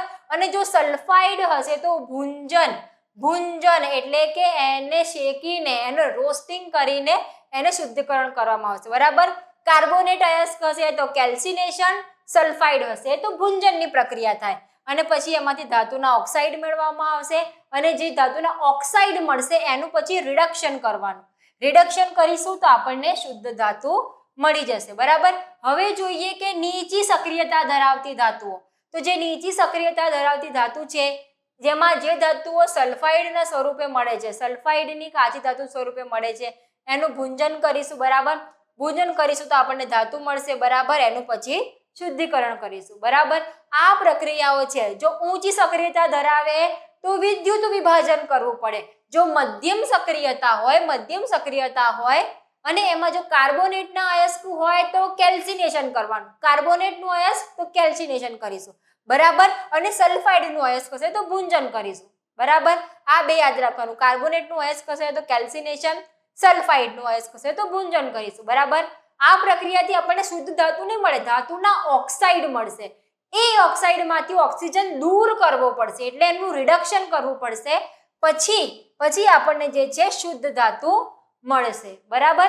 તો આ રીતે જે સક્રિયતા, જે પ્રમાણેની સક્રિયતા છે એ પ્રમાણે જુદી જુદી ટેકનિકનો ઉપયોગ કરીને ધાતુને નિષ્કર્ષ કરવામાં આવે છે, શુદ્ધ ધાતુ મેળવવામાં આવે છે. હવે જોઈએ આપણે અયસ્કોની સમૃદ્ધિ. અયસ્ક એટલે આપણી કાચી ધાતુ. આમાંથી કઈ રીતે આપણને શુદ્ધ ધાતુ મળે છે. આગળ આપણે જોયું કે જે સક્રિયતા જે છે શ્રેણી એ મુજબ ઊંચી સક્રિયતા હોય, મધ્યમ સક્રિયતા હોય, નીચી સક્રિયતા હોય, એ મુજબની ટેકનિક અપનાવવામાં આવે છે. તો સૌપ્રથમ કીધું છે કે પૃથ્વીમાંથી જે ખોદીને બહાર કાઢેલી અયસ્ક હોય છે ને એમાં સામાન્ય રીતે અશુદ્ધિઓ હોય છે. માટી હોય, કીચડ હોય, રેતી હોય, બધું ચોટેલું હોય. તો આ જે બધું છે ને માટી, કીચડ, કાદવ, આ બધું જે છે એને ગેંગ કહેવાય, બરાબર. અંદરથી આપણને કાચી ધાતુ મળી છે, પણ કાચી ધાતુ ખાલી કાચી ધાતુ નથી કે ખાલી એનું સંયોજન નથી. એની સાથે માટી પણ ચોટેલી છે, રેતી ચોટેલી છે, બરાબર. આ બધી અશુદ્ધિઓ દૂર કરવી જરૂરી છે, બરાબર. આ જે અશુદ્ધિઓ છે એને ગેંગ કહેવામાં આવે છે. ધાતુના નિષ્કર્ષણ પૂર્વે તેમાંથી અશુદ્ધિઓ દૂર કરવી જરૂરી છે. ધાતુ મેળવવાની આપણે જે ટેકનિક કરવાની છે એ તો આપણે કરીશું જ, પરંતુ પહેલા આ માટીને બધું કચરો જે છે દૂર કરવો જરૂરી છે.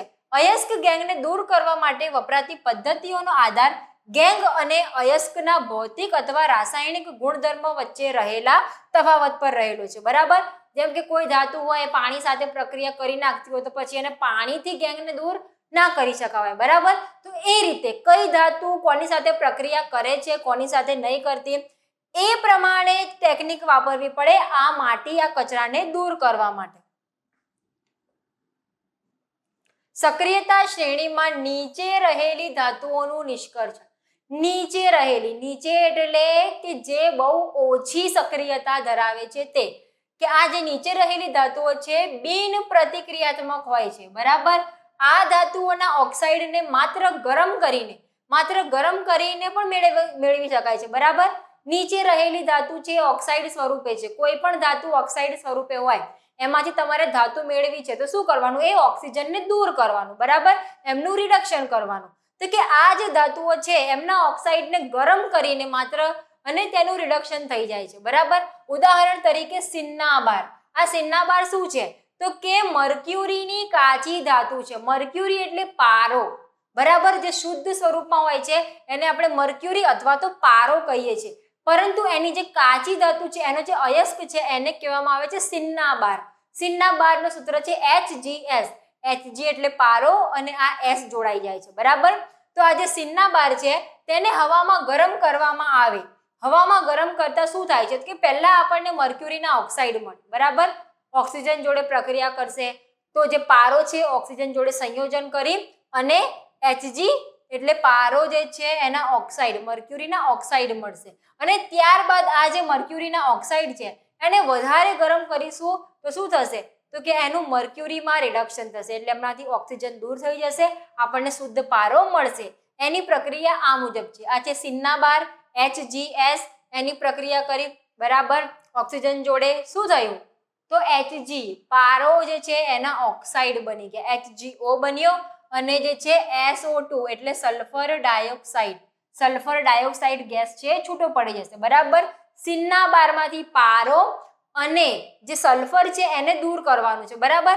તો કે પારો જે છે એ શુદ્ધ નહીં થાય, પહેલા શું થશે, એ જે પારો છે મર્ક્યુરી છે એના ઓક્સાઇડ બનશે અને સલ્ફર ડાયોક્સાઇડ, જે સલ્ફર જે છે એ સલ્ફર ડાયોક્સાઇડ સ્વરૂપે છૂટો પડી જશે.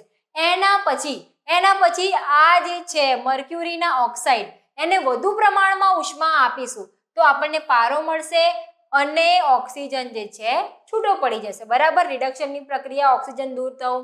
તો અહીંયા જે છે એ પારો જે છે પારો આપણને ખબર છે કેવી ધાતુ છે, પ્રવાહી ધાતુ છે. તો પ્રવાહી પારો જે છે, પ્રવાહી મર્ક્યુરી આપણને અલગ મળી જશે અને ઓક્સિજન દૂર થઈ જશે. તો આ રીતે જે છે મર્ક્યુરીને એની કાચી ધાતુ સિનના બારમાંથી અલગ કરવામાં આવે છે.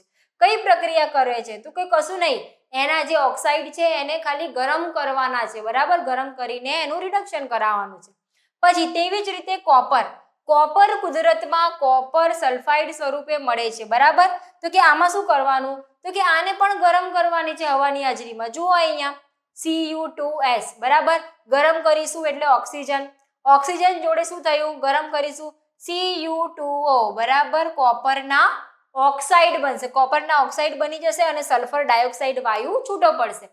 એટલે જે ધાતુઓ છે ને જેમાં સલ્ફર જોડાયેલો છે એવા સ્વરૂપે છે, એને ગરમ કરીશું તો પહેલા સલ્ફર દૂર થશે અને એ જે ધાતુ છે એના ઓક્સાઇડ બનશે. પછી એ જે ધાતુના ઓક્સાઇડ મળ્યા, બરાબર, એ જે ધાતુના ઓક્સાઇડ મળ્યા એને ઉષ્મા આપીશું તો શું થશે? જે ઓક્સિજન છે એ દૂર થશે અને ધાતુ આપણને મળશે, બરાબર. અહીંયા જુઓ Cu2O વત્તા Cu2S ઉષ્મા આપી શું મળ્યું? કોપર આપણને ધાતુ અલગ મળી ગઈ અને SO2 સલ્ફર ડાયોક્સાઇડ છૂટો પડી ગયો. સક્રિયતા શ્રેણીમાં મધ્યમાં રહેલી ધાતુઓનું નિષ્કર્ષણ, કે મધ્યમાં રહેલી ધાતુઓ છે એનું શું કરવાનું? જે નીચે રહેલી ધાતુઓ છે એ તો મોટાભાગે શુદ્ધ સ્વરૂપમાં જ મળે છે અને બાકી જે સલ્ફાઇડ સ્વરૂપમાં હોય છે એનું તો આપણે કરી નાખીએ છીએ રિડક્શન. હવે મધ્યમાં રહેલી ધાતુઓ જેમ કે આયર્ન, ઝિંક, લેડ, કોપર વગેરે, બરાબર, શું હોય છે? તો કે આ સલ્ફાઇડ સ્વરૂપમાં હોય છે અથવા તો કાર્બોનેટ સ્વરૂપમાં હોય છે.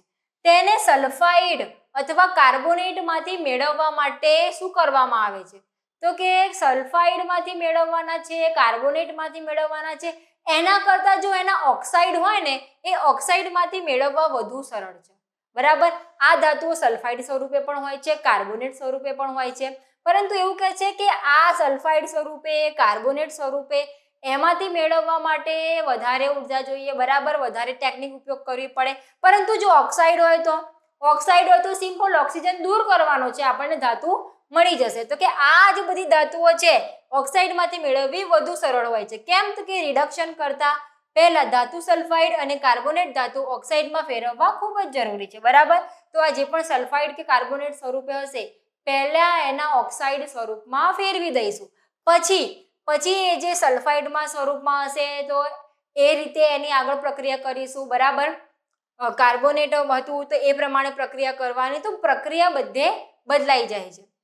અહીંયા જુઓ સલ્ફાઇડ અયસ્કને વધુ પ્રમાણમાં હવાની હાજરીમાં સખત ગરમ કરતા શું થાય છે? ઓક્સાઇડમાં ફેરવાઈ જાય છે.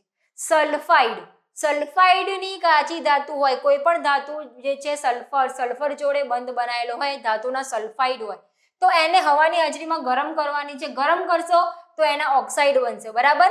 આ પ્રક્રિયાને શું કહેવાય છે? ભૂંજન કહેવાય છે, રોસ્ટિંગ કહેવાય છે, બરાબર. આ પ્રક્રિયામાં શું કર્યું? કશું નહીં કર્યું, હવાની હાજરીમાં ગરમ કરી, સખત ગરમ કરી. બીજી પ્રક્રિયા કે કાર્બોનેટ અયસ્ક છે, માની લો કોઈ ધાતુના કાર્બોનેટ અયસ્ક છે તો એને મર્યાદિત પ્રમાણમાં હવાની હાજરીમાં સખત ગરમ કર્યા છે. બને છે તો શું છે? ઓક્સાઇડ જ બનવાના છે, બરાબર. પરંતુ આ પ્રક્રિયાને શું કહેવાય? કેલ્સિનેશન. તો આ બંનેમાં ફરક શું છે? તો કે આમાં વધારે પ્રમાણમાં હવાની હાજરી છે, બરાબર. ભૂંજનમાં હવાની હાજરી વધારે પ્રમાણમાં છે, કેલ્સિનેશનમાં મર્યાદિત પ્રમાણમાં હવા છે, બરાબર. આમાં શું છે? વધારે પ્રમાણમાં હવા હશે તો ભૂંજન કહેવાશે આ પ્રક્રિયાને, મર્યાદિત પ્રમાણમાં હવા હશે તો કેલ્સિનેશન કહેવાશે. ઝિંક અયસ્કના ભૂંજન અને કેલ્સિનેશન દરમિયાન થતી રાસાયણિક પ્રક્રિયા.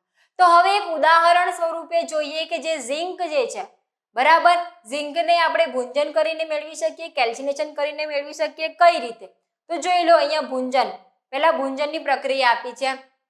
ઝિંક સલ્ફાઇડ ZnS, બરાબર, એને શું કર્યું છે? હવાની હાજરીમાં ગરમ કરી છે. શું મળશે? ઝિંકના ઓક્સાઇડ અને SO2 સલ્ફર ડાયોક્સાઇડ જે છે એ છૂટો પડી જશે, બરાબર. આપણને ખબર છે ભૂંજન કરશો કે કેલ્સિનેશન કરશો, બરાબર. જે એમાં સલ્ફાઇડ હશે કે કાર્બોનેટ બંધ હશે એ છૂટા પડી જશે અને એ ધાતુના આપણને ઓક્સાઇડ મળશે. ભૂંજન કરતા જો ZnS બરાબર, સલ્ફાઇડ હશે તો ભૂંજન કરીશું, ઓક્સિજનની હાજરીમાં ગરમ કર્યું, શું બન્યું? ઝિંક ઓક્સાઇડ અને SO2 સલ્ફર ડાયોક્સાઇડ છૂટો પડી ગયો. હવે આ જ રીતે જે ઝિંક જે છે કાર્બોનેટ સ્વરૂપે છે, કાર્બોનેટ સ્વરૂપે હશે તેનું કેલ્સિનેશન કરીશું. કેલ્સિનેશન કરવામાં શું થશે? ગરમ કરીશું, મર્યાદિત હવાની હાજરીમાં ગરમ કરશું તો શું થશે? ZnO ઝિંકના ઓક્સાઇડ બન્યા અને CO2 કાર્બન ડાયોક્સાઇડ વાયુ સ્વરૂપે છૂટો પડી ગયો. બંને પ્રક્રિયામાં આપણને જે ધાતુ છે એ ઓક્સાઇડ સ્વરૂપે મળશે અને જે પણ સલ્ફર હતું, કાર્બન હતું એ છૂટો પડી જશે. બરાબર.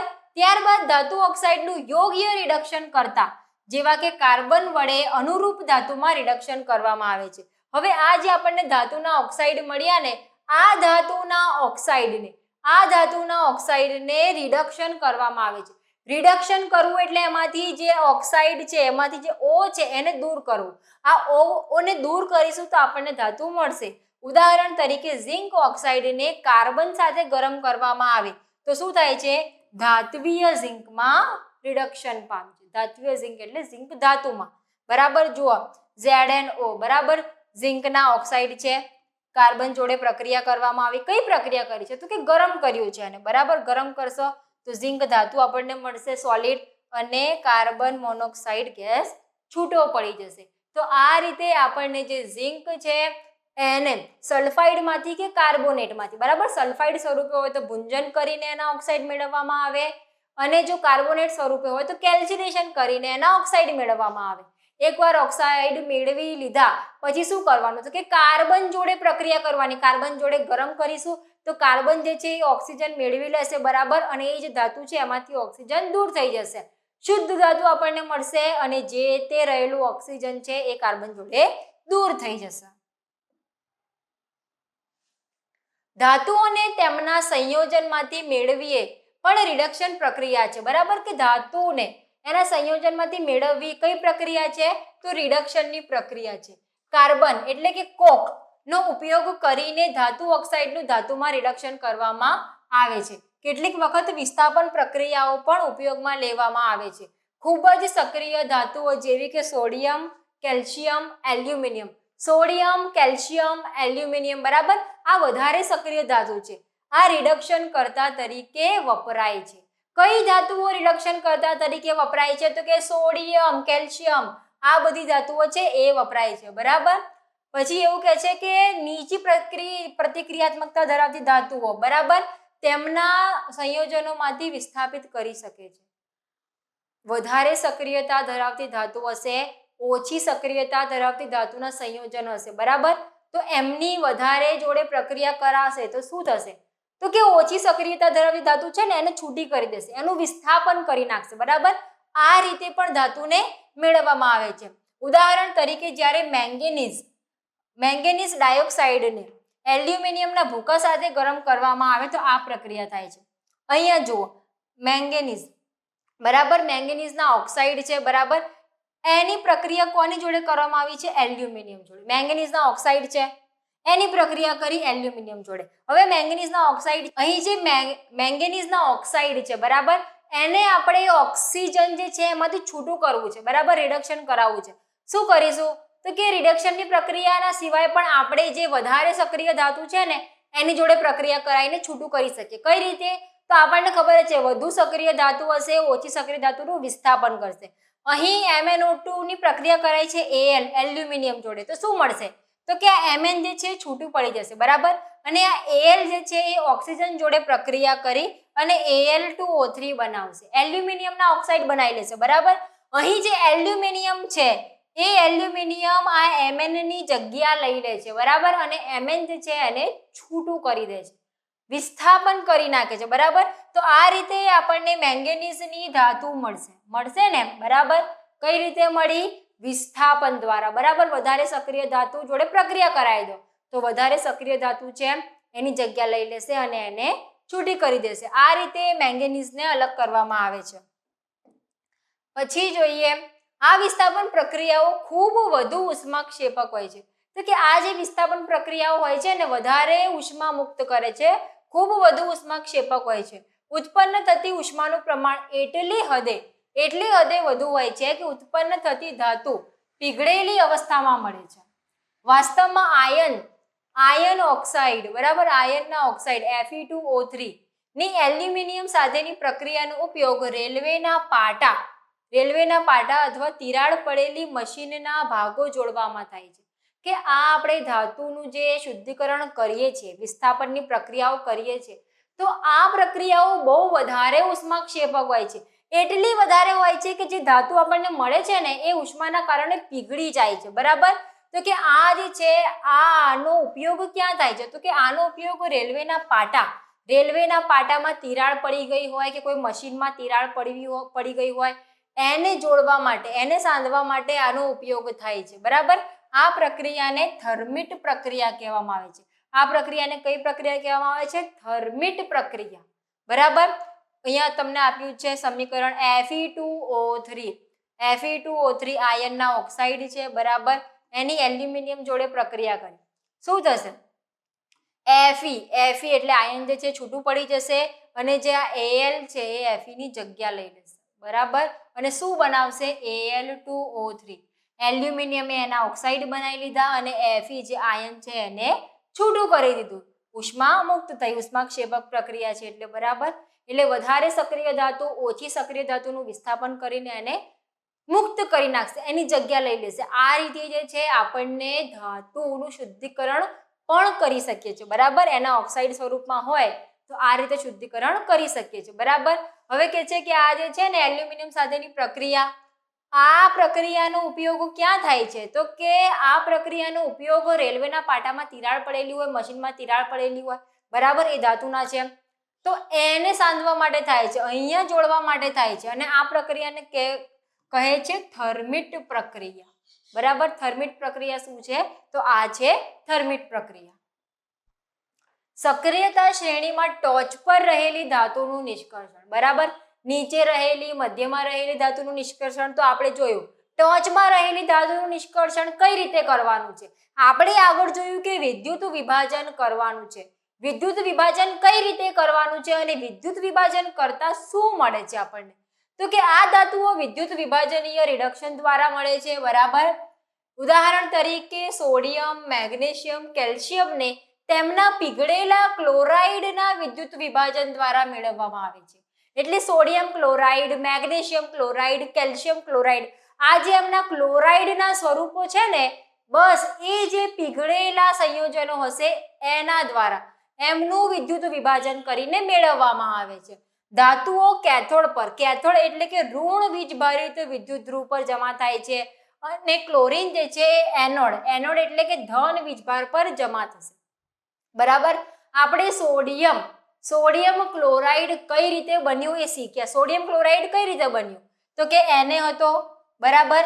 એની છેલ્લી કક્ષામાં કેટલા ઇલેક્ટ્રોન હતા? તો કે 1 ઇલેક્ટ્રોન હતું. ક્લોરીન પાસે કેટલા હતા? કે ક્લોરીન પાસે 7 ઇલેક્ટ્રોન છે. બરાબર. તો કે છેલ્લી કક્ષામાં 8 ઇલેક્ટ્રોન થવા જોઈએ. તો સોડિયમ અને ક્લોરીન એકબીજા સાથે જોડાયા. કઈ રીતે? કે સોડિયમે એનો 1 ઇલેક્ટ્રોન જે છે ક્લોરીનને આપી દીધો હતો. બરાબર. ક્લોરીન પાસે 1 ઇલેક્ટ્રોન એટલે કે 7 + 1 8 ફૂલ થઈ ગયા. બરાબર. આ રીતે સોડિયમે 1 ઇલેક્ટ્રોન આપી દીધો હતો અને સોડિયમ Na+, બરાબર, Na+ થયો હતો અને ક્લોરીન જે છે ઇલેક્ટ્રોન મેળવ્યો હતો એક, અને એ શું બન્યો હતો? Cl-, એમ NaCl બન્યા હતા. બરાબર. હવે આપણે NaCl માંથી Na સોડિયમને અલગ કરવાની છે. તો શું કરીશું? તો કે આ જે NaCl નું જે દ્રાવણ હશે ને એની અંદર વિદ્યુત પરિપથ તૈયાર કરીશું. બરાબર. વિદ્યુત પરિપથ તૈયાર કરીશું તો શું મળશે? તો કે આ જે કેથોડ જે છે ઋણ ધ્રુવ હશે ને, વિદ્યુત પરિપથનું જે ઋણ ધ્રુવ હશે ત્યાં ધાતુ જમા થશે. ધાતુ કઈ ધાતુ છે? સોડિયમ જે છે એણે જે પોતાનો 1 ઇલેક્ટ્રોન ક્લોરીનને આપી દીધું હતું ને એ હવે પાછો મેળવી લેશે. બરાબર. પાછો મેળવીને ક્યાં જમા થશે? ઋણ વિદ્યુત ભાર પર. બરાબર. કેથોડ પર. Na+ છે, એણે 1 ઇલેક્ટ્રોન જે આપી દીધો હતો ને પાછો મેળવી લેશે. Na+ 1 ઇલેક્ટ્રોન એટલે Na બની જશે. બરાબર. જે આપીને 1 ઇલેક્ટ્રોન આપીને 1 ઇલેક્ટ્રોનનું દાન કરીને એને જે પ્લસ થયો હતો ને, પ્લસ ધન આયન જે બન્યો હતો, હવે એ ધન આયન નથી રહ્યું, એણે જે ઇલેક્ટ્રોન આપ્યું હતું પાછું મેળવી લીધું છે, બરાબર, અને સોડિયમ આપણને મળશે. તે જ રીતે એનોડ પર, એનોડ એટલે ધન ધ્રુવ, ધન ધ્રુવ પર શું થશે તો કે ધન ધ્રુવ પર જે આપણો ક્લોરીન જે છે Cl માઇનસ થયો છે. કેમ Cl માઇનસ થયો છે કે એને પાસેથી એક ઇલેક્ટ્રોન લીધો હતો, મેળવ્યો હતો, બરાબર, એ મેળવીને માઇનસ થયો હતો. હવે શું થશે, એને આપી દીધું સોડિયમ, પાછું આપી દીધું, બરાબર, પાછું આપી દીધું એટલે Cl માંથી 2 ઇલેક્ટ્રોન જે છે છૂટા પડી જશે, બરાબર. શું થયું, જે સંયોજન બન્યું હતું વિદ્યુત વિભાજન દ્વારા એ સંયોજન છૂટા પડી ગયા, સોડિયમ ક્લોરીન ભેગા થયા, સોડિયમ ક્લોરાઇડ બન્યું. શું થયું, વિદ્યુત વિભાજન કરી નાખ્યું, વિદ્યુત વિભાજન કર્યું, સોડિયમ અલગ થઈ ગયો, ક્લોરીન અલગ થઈ ગયું. કઈ રીતે તો કે આ જે કેથોડ છે, કેથોડ પર સોડિયમ ભેગો થઈ જશે અને જે એનોડ છે એના પર ક્લોરીન આપણને મળી જશે, બરાબર. ઇલેક્ટ્રોનની જે આપલે થઈ હતી ને બંધન બનાવવામાં, જે આયોનિક બંધ બન્યો હતો, બરાબર, એક ઇલેક્ટ્રોન આપ્યો તો પેલા એક લીધો તો, હવે શું થશે, પાછો લઈ લીધો, બરાબર, ક્લોરીનને પણ આપી દીધો કે ભાઈ તું તારો ઇલેક્ટ્રોન પાછો લઈ લીધો. શું થઈ ગયું, સોડિયમ મળી ગયું આપણને, બરાબર, ક્લોરીન મળી ગયું. આ જ રીતે એલ્યુમિનિયમને એલ્યુમિનિયમ ઓક્સાઇડના વિદ્યુત વિભાજનીય રિડક્શન દ્વારા મેળવવામાં આવે છે. તો કે આ રીતે એલ્યુમિનિયમને પણ મેળવવામાં આવે છે, બરાબર. ધાતુઓનું શુદ્ધિકરણ, ધાતુઓ મળી ગઈ છે, હવે એમનું શુદ્ધિકરણ. રિડક્શન જેવી પ્રક્રિયાઓ દ્વારા ઉત્પન્ન થતી ધાતુઓ સંપૂર્ણપણે શુદ્ધ હોતી નથી. આપણે એમના ઓક્સાઇડ હતા, એમનું રિડક્શન કરીને ઓક્સિજન દૂર પણ કરી દીધું, ધાતુઓ બી મેળવી લીધી. હવે કહે છે કે આ ધાતુઓ પણ સંપૂર્ણપણે શુદ્ધ નથી, એમાં પણ અશુદ્ધિઓ છે, જેને શુદ્ધ ધાતુઓ મેળવવા માટે દૂર કરવી જરૂરી છે. તો કે હવે આ અશુદ્ધિઓને પણ દૂર કરવી જરૂરી છે, હજુ પણ સંપૂર્ણપણે શુદ્ધ થઈ નથી. તો કે અશુદ્ધ ધાતુઓને શુદ્ધિકરણ માટે સૌથી વ્યાપક પ્રમાણમાં વપરાતી પદ્ધતિ કઈ છે તો કે વિદ્યુત વિભાજનીય શુદ્ધિકરણ. વિદ્યુત વિભાજનીય શુદ્ધિકરણ સૌથી વ્યાપક પ્રમાણમાં વપરાય છે. આપણે કોઈ પણ ધાતુ, બરાબર, જેને કેલ્સિનેશન ભૂંજન કરીને મેળવી, બરાબર, પછી એમનું જે છે રિડક્શન કરાયું, એમ કરીને આપણે જે છેલ્લે ધાતુ મેળવી, હવે કે છે એને પણ શુદ્ધ કરવાની છે, એને બી શુદ્ધ કરવી જરૂરી છે. તો વિદ્યુત વિભાજનીય શુદ્ધિકરણમાં શું થશે તો કે અનેક ધાતુઓ જેવી કે કોપર, ઝિંક, ટીન, નિકલ, ચાંદી, સોનું, આ બધી ધાતુઓ છે એમને વિદ્યુત વિભાજનીય વડે મેળવવામાં આવે છે, શુદ્ધ ધાતુ. આ પ્રક્રિયામાં અશુદ્ધ ધાતુ એનોડ પર અને શુદ્ધ ધાતુની પાતળી પટ્ટીનો કેથોડ બનાવવામાં આવે છે, બરાબર. અશુદ્ધ ધાતુનો એનોડ અને શુદ્ધ ધાતુની કેથોડની પટ્ટી, પાતળી પટ્ટી બનાવવામાં આવે છે. ધાતુ ક્ષારના દ્રાવણનો વિદ્યુત વિભાજ્ય તરીકે ઉપયોગ કરવામાં આવે છે અને જે બી ધાતુનો દ્રાવણ હતો, બરાબર, એ દ્રાવણ તરીકે વિદ્યુત વિભાજ્ય તરીકે એનો ઉપયોગ કરવામાં આવે છે. વિદ્યુત વિભાજ્યમાંથી વિદ્યુત પ્રવાહ પસાર કરવાનો છે. વિદ્યુત વિભાજ્ય એટલે કે એ જે ધાતુના ક્ષારનું દ્રાવણ હતું એ વિદ્યુત વિભાજ્ય છે, બરાબર. એ જે લિક્વિડ છે એમાંથી વિદ્યુત પ્રવાહ પસાર કરશો તો એનોડમાંથી શુદ્ધ ધાતુ વિદ્યુત વિભાજ્યમાં ઓગળે છે. વિદ્યુત વિભાજ્યમાં એટલે જે પીગળેલું હશે ને, જે દ્રાવણ હશે ને એની અંદર ઓગળશે. શું? શુદ્ધ ધાતુ.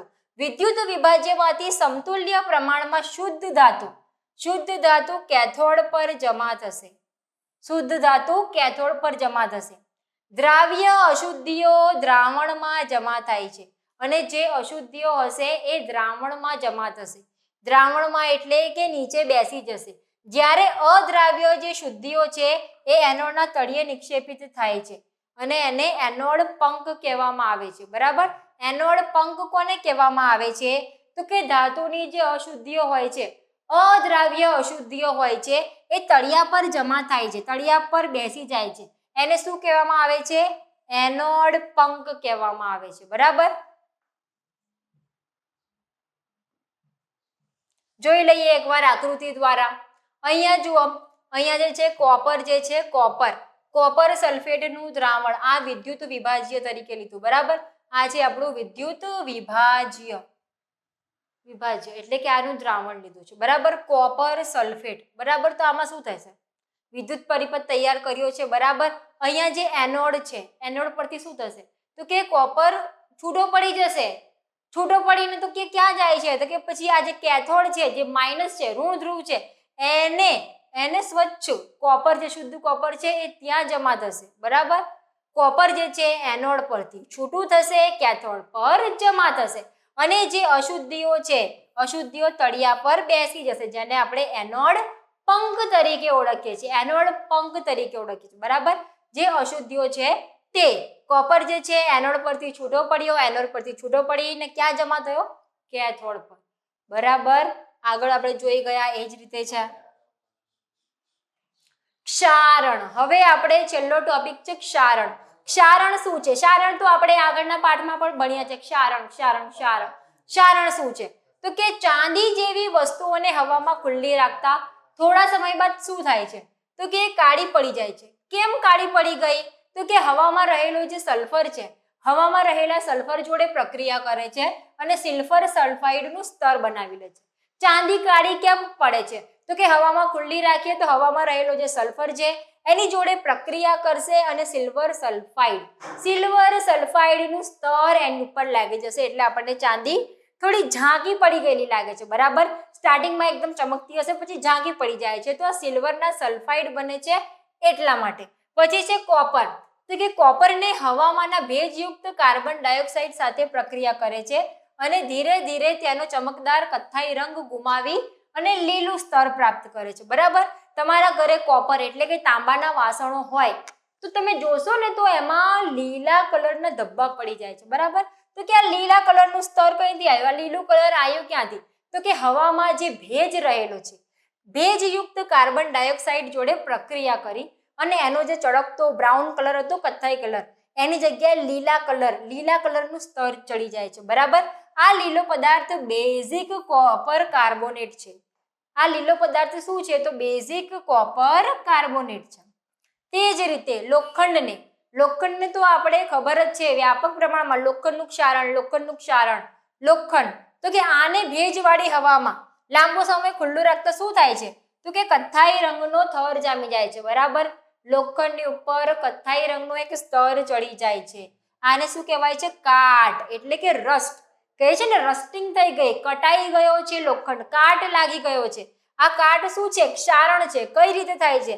તો કે હવામાં ખુલ્લું પડી રહે તો લોખંડ પર કાટ લાગી જાય છે. બરાબર, ચલો હવે એવી પરિસ્થિતિઓ શોધી કાઢીએ કે જેમાં લોખંડને કાટ લાગે છે. કે લોખંડને કાટ કેમ લાગે છે? એવી તો કઈ પરિસ્થિતિ છે? શું ભેજ જવાબદાર છે કે હવા જવાબદાર છે કે પછી કોઈ વાયુ જવાબદાર છે કે પછી પાણી જવાબદાર છે? જોઈએ કે કેમ આ જે લોખંડ છે એને કાટ લાગે છે. તો એના માટે એક પ્રક્રિયા કરવાની છે. બરાબર, એમાં તમારે 3 અલગ અલગ કસનળી લેવાની છે. 3 કસનળી લેવાની છે. એમાં લોખંડની ખીલી લેવાની છે. લોખંડની ખીલીને પહેલા શુદ્ધ કરી લેવાની છે. બરાબર, કે પહેલાથી કાટવાળી લોખંડની ખીલી પર પ્રયોગ નથી કરવાનો, શુદ્ધ એકદમ મસ્ત. બરાબર, ધોઈને સાફ કરી લેવાની છે. પહેલી કસનળી એમાં શું કરવાનું છે? તો કે લોખંડની ખીલીઓ, બરાબર, લોખંડની ખીલીઓ લેવાની છે અને એમાં જ થોડું પાણી ભરવાનું છે. બરાબર, પાણીમાં ડુબાડવાની છે લોખંડની ખીલી. પાણી એટલે આખી કસનળી નથી ભરવાની, અડધી કસનળી સુધી પાણી, એમાં લોખંડની ખીલી. બીજી કસનળીમાં શું કરવાનું છે? કે લોખંડની ખીલી લેવાની છે, પાણીનું સ્તર ઉપર સુધી લેવાનું છે અને એની ઉપર તેલ નાખવાનું છે. તેલ કેમ? તમને ખબર હશે કે પાણી પર તેલ નાખીએ તો તે તેલ છે એ પાણીનું ઉપર એક સ્તર બનાવે છે, ઉપર તરે છે. બરાબર, તો આ કસનળીમાં પાણીની ઉપર થોડું તેલ પણ નાખવાનું છે અને અહીંયા જે પાણી છે ને એ કેવું પાણી છે? તો કે ઉકાળેલું પાણી છે, ગરમ કરીને ઉકાળેલું પાણી છે. ઉકાળેલા પાણીમાં ઉકાળવાનું શું? તો કે ઉકાળવાનો મતલબ કે એમાંથી હવા દૂર કરવી. બરાબર, હવા દૂર કરવી, તો હવા દૂર કરવા માટે એને ઉકાળ્યું. ત્રીજી કસનળીમાં શું કર્યું? ત્રીજી કસનળીમાં કેલ્શિયમ ક્લોરાઇડ, સૂકો કેલ્શિયમ ક્લોરાઇડનો પાવડર લીધો. બરાબર, એની અંદર ખીલીઓ નાખીને બંધ કરી દીધી. તો કયા કેસમાં લોખંડની ખીલીઓને કાટ લાગશે? બરાબર, આ કેસમાં લાગશે. આમાં જો પાણી પણ છે અને હવા પણ છે, કાટ લાગશે? તો હા, કાટ લાગી જશે. આ કેસમાં લાગશે. પાણી છે, હવા પણ છે, પણ વચ્ચે શું છે? સ્તર છે. કોનું? તેલનું. એટલે હવા જે છે એને નહીં આવી શકે, પાણીમાં પણ હશે ને હવા, પણ એને બી ઉકાળીને હવા દૂર કરી છે, તો આમાં લાગશે કાટ? નહીં લાગે, આમાં નહીં લાગે. અહીંયા શું છે? અહીંયા કેલ્શિયમ ક્લોરાઇડ, શુષ્ક કેલ્શિયમ ક્લોરાઇડ. કેલ્શિયમ ક્લોરાઇડ ક્યારે વપરાય છે ખબર છે? ભેજ દૂર કરવા માટે, હવામાં ભેજ દૂર કરવા માટે. બરાબર, તમે કોઈ વાસણ લાવો, શૂઝ લાવો, એની અંદર તમને નાના નાના પેકેટ મળે છે એક પાવડરના, એ આ હોય છે કેલ્શિયમ ક્લોરાઇડ. કેવો કેલ્શિયમ ક્લોરાઇડ? કોરો, શુષ્ક પાવડર સ્વરૂપે. બરાબર, તો આ જે છે શું કરશે? હવામાંથી ભેજને શોષી લેશે. તો અહીંયા કાટ લાગશે? ના. ક્યારે કાટ લાગ્યો? જ્યારે હવા પાણી બંને છે ત્યારે. હવે આ જે ક્ષારણ થાય છે, આપણે જોઈ લીધું કે હવાની હાજરીમાં આવું થાય છે, આવું થાય છે. તો ક્ષારણને અટકાવવાનું કઈ રીતે? આપણે ઘરે લોખંડની કોઈ વસ્તુ લાવીએ, બરાબર, એને કાટ લાગવાનું જ છે, આપણને ખબર છે. આપણે સૌથી પહેલા શું કરીએ છીએ? એને કલર કરી દઈએ છીએ. બરાબર, કલર કરવાનું મતલબ કે એના ઉપર એક સ્તર ચડી જાય કલરનું. બરાબર, એટલે એ હવાની સંપર્કમાં સીધા ના આવે. બરાબર, તો ક્ષારણનો અટકાવ એક તો રંગ કરીને, તેલ લગાવીને, ગ્રીસ લગાવીને કે ગેલ્વેનાઇઝિંગ કરીને. આ ગ્રીસ એટલે જે સાધનો હોય છે ને એની અંદર તેલ નથી નાખવામાં આવતું, ગ્રીસ નાખવામાં આવે છે. બરાબર, ચીકાશ વાળો પદાર્થ હોય છે. ગેલ્વેનાઇઝિંગ કરીને, ગેલ્વેનાઇઝિંગ કરવું એટલે ધાતુની ઉપર ઝીંકનું સ્તર ચડાવવું. બરાબર, ઝીંકની પ્લેટિંગ કરવી, પછી ક્રોમ પ્લેટિંગ કરીને, બરાબર, ક્રોમ પ્લેટિંગ કરીને અને એનોડિક કલર દ્વારા અથવા મિશ્ર ધાતુઓ બનાવીને લોખંડનું ક્ષારણ અટકાવી શકાય છે. મિશ્ર ધાતુ બનાવીને એટલે કે લોખંડ, ખાલી લોખંડ હોય છે ને તો એના પર કાટ લાગે છે, પરંતુ જો એ લોખંડને કોઈ બીજી 2-3 ધાતુઓ સાથે મેળવીને એની મિશ્ર ધાતુ બનાવી છે તો એના પર કાટ લાગશે? મોટા ભાગે નથી લાગતું. બરાબર, એટલે લોખંડને આપણે લોખંડના વાસણો નહીં, આપણે સ્ટીલના વાસણો વાપરીએ છીએ. બરાબર, બાકી આપણે જે ખાઈએ છીએ એ થાળી લોખંડની ના બનાવી શકીએ, ના, એમાં કાટ લાગે છે, એટલે આપણે એની મિશ્ર ધાતુ બનાવી. બરાબર, મિશ્ર ધાતુને કાટ નથી લાગતું. સ્ટીલ અને લોખંડને કાટ સામે રક્ષણ આપવા માટે તેમની પર ઝીંકનું પાતળું સ્તર ચડાવવામાં આવે છે. ઝીંકનું પાતળું સ્તર ચડાવવામાં આવે છે. આ પદ્ધતિને શું કહેવામાં આવે છે? ગેલ્વેનાઇઝેશન. ઝીંકનું સ્તર તૂટી જાય છતાં ગેલ્વેનાઇઝિંગ વસ્તુનું કાટ સામે રક્ષણ થાય છે. કેમ આવું થાય છે? કેમ ઝીંકનું ક્ષારણ નથી થતું? ઝીંક જે છે એ લોખંડને, જે લોખંડનું ક્ષારણ અટકાવે છે. કઈ રીતે? તો ઉપર એક ઝીંકની લેયર આવી ગઈ. બરાબર, તો ભેજ સાથે સીધો સંપર્ક અટકી ગયો. બરાબર, સંપર્ક અટકી ગયો એટલે જે લોખંડ છે એને ક્ષારણ લાગશે નહીં, લાગે, એનો અટકાવ થઈ જશે. બરાબર, ઇલેક્ટ્રોપ્લેટિંગ જ કરવામાં આવે છે અને ઝીંકનું સ્તર ચડાવી દેવામાં આવે છે. આ રીતે લોખંડને ક્ષારથી મુક્તિ કરવામાં આવે છે. પછી મિશ્ર ધાતુ બનાવવી. મિશ્ર ધાતુ કઈ રીતે બનાવવી? કેટલા પ્રમાણમાં કઈ ધાતુ લેવી? તો કે મિશ્ર ધાતુ બનાવવી એ ધાતુઓના ગુણધર્મોમાં સુધારા કરવા માટેની એક પદ્ધતિ છે. એક ધાતુમાં આ ગુણધર્મ છે, બીજીમાં આ છે, એટલે મિશ્ર ધાતુ બનાવી દીધી. બરાબર, આપણે ઈચ્છિત ગુણધર્મો મેળવી શકીએ છીએ મિશ્ર ધાતુ બનાવીને. ઉદાહરણ તરીકે લોખંડ વ્યાપક પ્રમાણમાં ઉપયોગમાં લેવામાં આવે છે, આપણને ખબર જ છે, પરંતુ તે ક્યારેય શુદ્ધ અવસ્થામાં વપરાતી નથી. કેમ? કેમ કે કાટ લાગી જાય છે.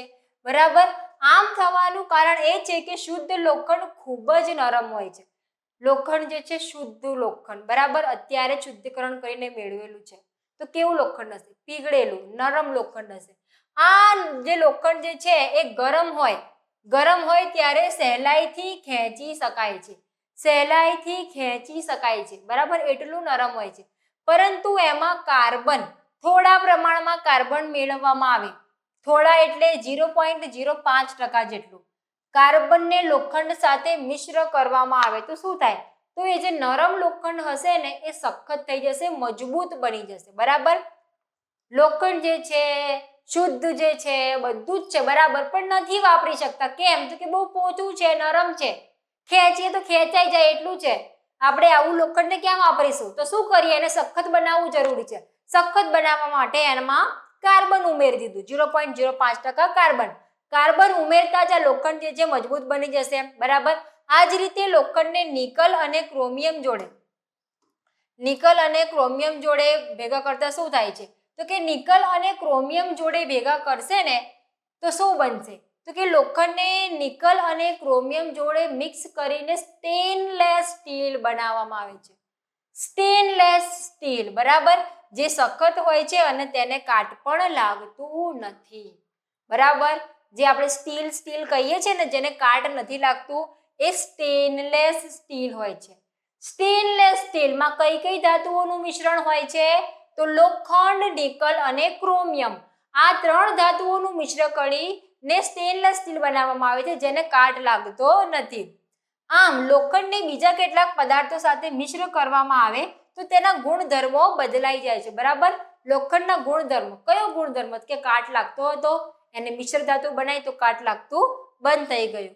વાસ્તવમાં કોઈ પણ ધાતુને બીજા કોઈ પદાર્થ સાથે મિશ્ર કરવામાં આવે તો તેના ગુણધર્મો બદલી શકાય છે, બરાબર, કે લોખંડને કાટ લાગે છે, કાટ લાગવાનો ગુણધર્મો બદલી નાખવો છે. બદલી નાખાશે તો કે હા એક વસ્તુ છે એની મિશ્ર ધાતુ બનાવો, બરાબર, જેમ કે લોખંડ, નિકલ અને ક્રોમિયમ ભેગી કરી અને સ્ટેનલેસ સ્ટીલ બનાવ્યું, બરાબર. ઉમેરવામાં આવતો પદાર્થ ધાતુ અથવા અધાતુ હોઈ શકે. દર વખતે જરૂરી નથી કે ધાતુને બીજી ધાતુ સાથે જ મિક્સ કરવી છે. ધાતુ અને અધાતુને ભેગી કરીને પણ મિશ્રણ આપણે બનાવી શકીએ છીએ, બરાબર. અહીં જે છે આપણે ધાતુને કાર્બન, બરાબર, લોખંડ ધાતુ હતી એમાં કાર્બન ઉમેર્યું, કાર્બન અધાતુ છે, બરાબર, તો આ રીતે પણ એને સખત કરી હતી. મિશ્ર ધાતુ, મિશ્ર ધાતુની વ્યાખ્યા છે કે 2 કે તેથી વધુ ધાતુઓ અથવા ધાતુ અને અધાતુનું સમાંગ મિશ્રણ છે. સમાંગ એટલે એકબીજામાં ભળી જાય, બરાબર, સરખી રીતે. એવું નહીં કે મિશ્ર 2 ધાતુ લીધી છે, એક ધાતુ તળિયામાં છે એક ઉપર છે, એવું નહીં. સમાંગ રીતે બધી જગ્યાએ સરખી રીતે મિશ્ર થઈ જાય, બરાબર. 2 કે તેથી વધુ ધાતુઓ અથવા તો ધાતુ અને અધાતુનું સમાંગ મિશ્રણ એટલે મિશ્ર ધાતુ. સૌ પ્રથમ જે પહેલી ધાતુ છે, પ્રાથમિક ધાતુ છે, એને પીગાળવામાં આવે છે, બરાબર. પીગાળવામાં આવે છે, ત્યારબાદ નિશ્ચિત પ્રમાણમાં અન્ય તત્વો ઓગાળીને મેળવવામાં આવે છે, બરાબર. પહેલા જે આપણે ધાતુ લેવાની છે એને પીગાળવામાં આવે છે, બીજી કઈ ધાતુ લેવાની છે એને પણ પીગાળવામાં આવે છે, બરાબર. અને કેટલા પ્રમાણમાં લેવાની છે એ પણ જે નિશ્ચિત પ્રમાણ હોય એટલું જ પ્રમાણમાં લેવામાં આવે છે. ત્યારબાદ ઓરડાના તાપમાને ઠંડી પાડવામાં આવે છે. પહેલા ગરમ કર્યું, પીગાળ્યું, પછી એને ઓરડાના તાપમાને ઠંડી કરવામાં આવે છે. જો ધાતુઓ પૈકી એક મર્ક્યુરી હોય તો તે મિશ્ર ધાતુને સંરસ એટલે કે અમલગમ તરીકે ઓળખવામાં આવે છે. કે આ જે મિશ્ર ધાતુ બનાવીએ, આ મિશ્ર ધાતુ બનાવતી વખતે જો એમાં એક ધાતુ મર્ક્યુરી એટલે પારાનો ઉપયોગ કર્યો હોય તો આ જે મિશ્ર ધાતુ બનશે ને એને શું કહેવામાં આવશે? સંરસ એટલે કે અમલગમ, બરાબર. સંરસ કહેવામાં આવે છે કે આ મિશ્ર ધાતુમાં મર્ક્યુરી પણ છે, બરાબર. હવે મિશ્ર ધાતુની વિદ્યુત વાહકતા અને ગલન બિંદુઓ શુદ્ધ ધાતુઓ કરતા ઓછા હોય છે. શુદ્ધ ધાતુના જે બી ગુણધર્મો છે એમાં જ ફેરફાર થશે. મિશ્ર ધાતુ બનાવીશું તો શું થશે? તો કે વિદ્યુત વાહકતા, ગલન બિંદુઓ ઓછા થઈ જાય છે, બરાબર. ઉદાહરણ તરીકે કોપર અને ઝિંક. કોપર અને ઝિંકની મિશ્ર ધાતુ છે પિત્તળ, બરાબર. પિત્તળ જે છે શુદ્ધ નથી હોતી, મિશ્ર ધાતુ છે. કોની છે? કોપર અને ઝિંકની. આપણને ખબર છે કે કોપર જે છે, કોપર એ વિદ્યુતનું કેટલું બધું વાહક છે, બરાબર. એનાથી તો તાર બને છે, આપણા ઘરે જે વીજળી આવે છે એના તારમાં કોપર નો ઉપયોગ થાય છે. અહીં કોપરની મિશ્ર ધાતુ બનાવી દીધી, કોપર અને ઝિંકનો ઉપયોગ કરીને પિત્તળ, બરાબર. બીજી મિશ્ર ધાતુ બનાવી, કોપર અને ટીનને ભેગા કર્યા, બરાબર. કોપર અને ટીનને ભેગા કરીને બન્યું બ્રોન્ઝ, બરાબર. બ્રોન્ઝ જે છે એ કોની મિશ્ર ધાતુ છે? તો કોપર અને ટીનની. તો કે આ જે છે વિદ્યુતના સારા વાહકો નથી. આપણને ખબર છે કોપર ખૂબ જ સારો વાહક છે, પરંતુ એની મિશ્ર ધાતુઓ જે છે સારી વાહકો નથી, બરાબર. જ્યારે કોપર વિદ્યુત પરિપથ બનાવવા માટે વપરાય છે, વિદ્યુત પરિપથમાં આપણે કોપર જ વાપરીએ છીએ, પરંતુ એની જ મિશ્ર ધાતુઓ એટલી સારી વાહક નથી, બરાબર. તો કે ગુણધર્મ બદલાઈ જાય છે. મિશ્ર ધાતુ બનાવીએ છીએ તો ગુણધર્મોમાં ફેરફાર આવે છે. એ જ રીતે સોલ્ડર. આ સોલ્ડર શું છે? તો કે સોલ્ડર એક મિશ્ર ધાતુ છે સીસુ અને ટીનની, બરાબર. સીસુ અને ટીનની મિશ્ર ધાતુ છે સોલ્ડર, એવું નામ છે એનું, જેનું ગલન બિંદુ ખૂબ જ નીચું છે, બરાબર. અને વિદ્યુતીય તારનું એકબીજા સાથે વેલ્ડિંગ કરવામાં પણ વપરાય છે. વેલ્ડિંગ કરવામાં, રેણ કરવામાં કઈ ધાતુ વપરાય છે? તો સોલ્ડર વપરાય છે. સોલ્ડર કોની મિશ્ર ધાતુ છે? તો સીસુ અને ટીનની, બરાબર. પિત્તળ. પિત્તળ કોની મિશ્ર ધાતુ છે? તો કોપર અને ઝિંકની. બરાબર. બ્રોન્ઝ કોની છે? બ્રોન્ઝ કોની છે? તો કોપર અને ટીનની. બરાબર. મિશ્ર ધાતુના નામ આપ્યા હોય તમને ચોપડીમાં, જેટલા મિશ્ર ધાતુ આપ્યા છે ને કઈ ધાતુનું મિશ્રણ કરીને મેળવવામાં આવે છે એ તમારે યાદ રાખી લેવાનું. બરાબર. પિત્તળ તો કે કોપર અને ઝિંકની મિશ્ર ધાતુ છે. બરાબર. બ્રોન્ઝ તો કોપર અને ટીનની. બરાબર. સોલ્ડર તો કે સીસું અને ટીનની મિશ્ર ધાતુ છે અને એનો ઉપયોગ ક્યાં થાય છે? વેલ્ડિંગ કરવામાં, રેણ કરવામાં. જે વેલ્ડિંગ કરે છે ને એમાં આ ધાતુ વપરાય છે. સોલ્ડર સીસું અને ટીનની મિશ્ર ધાતુ છે. આ સાથે જ આપણું જે પ્રકરણ 3 છે ધાતુ અધાતુઓ અહીંયા પૂર્ણ થાય છે. બરાબર. અહીંયા આપણે આખું ચેપ્ટરને વિગતવાર સમજી લીધું છે. આગળના વિડીયો તમારે જોવાના બાકી હોય તો તમે અમારા ચેનલ પર જોઈ શકો છો અને આગળ વધારે ચેપ્ટર તમારે ભણવા હોય તો અમારી સાથે જોડાયેલા રહો. આગળ અમે નવા ચેપ્ટર્સ લઈને આવતા રહીશું. ધન્યવાદ.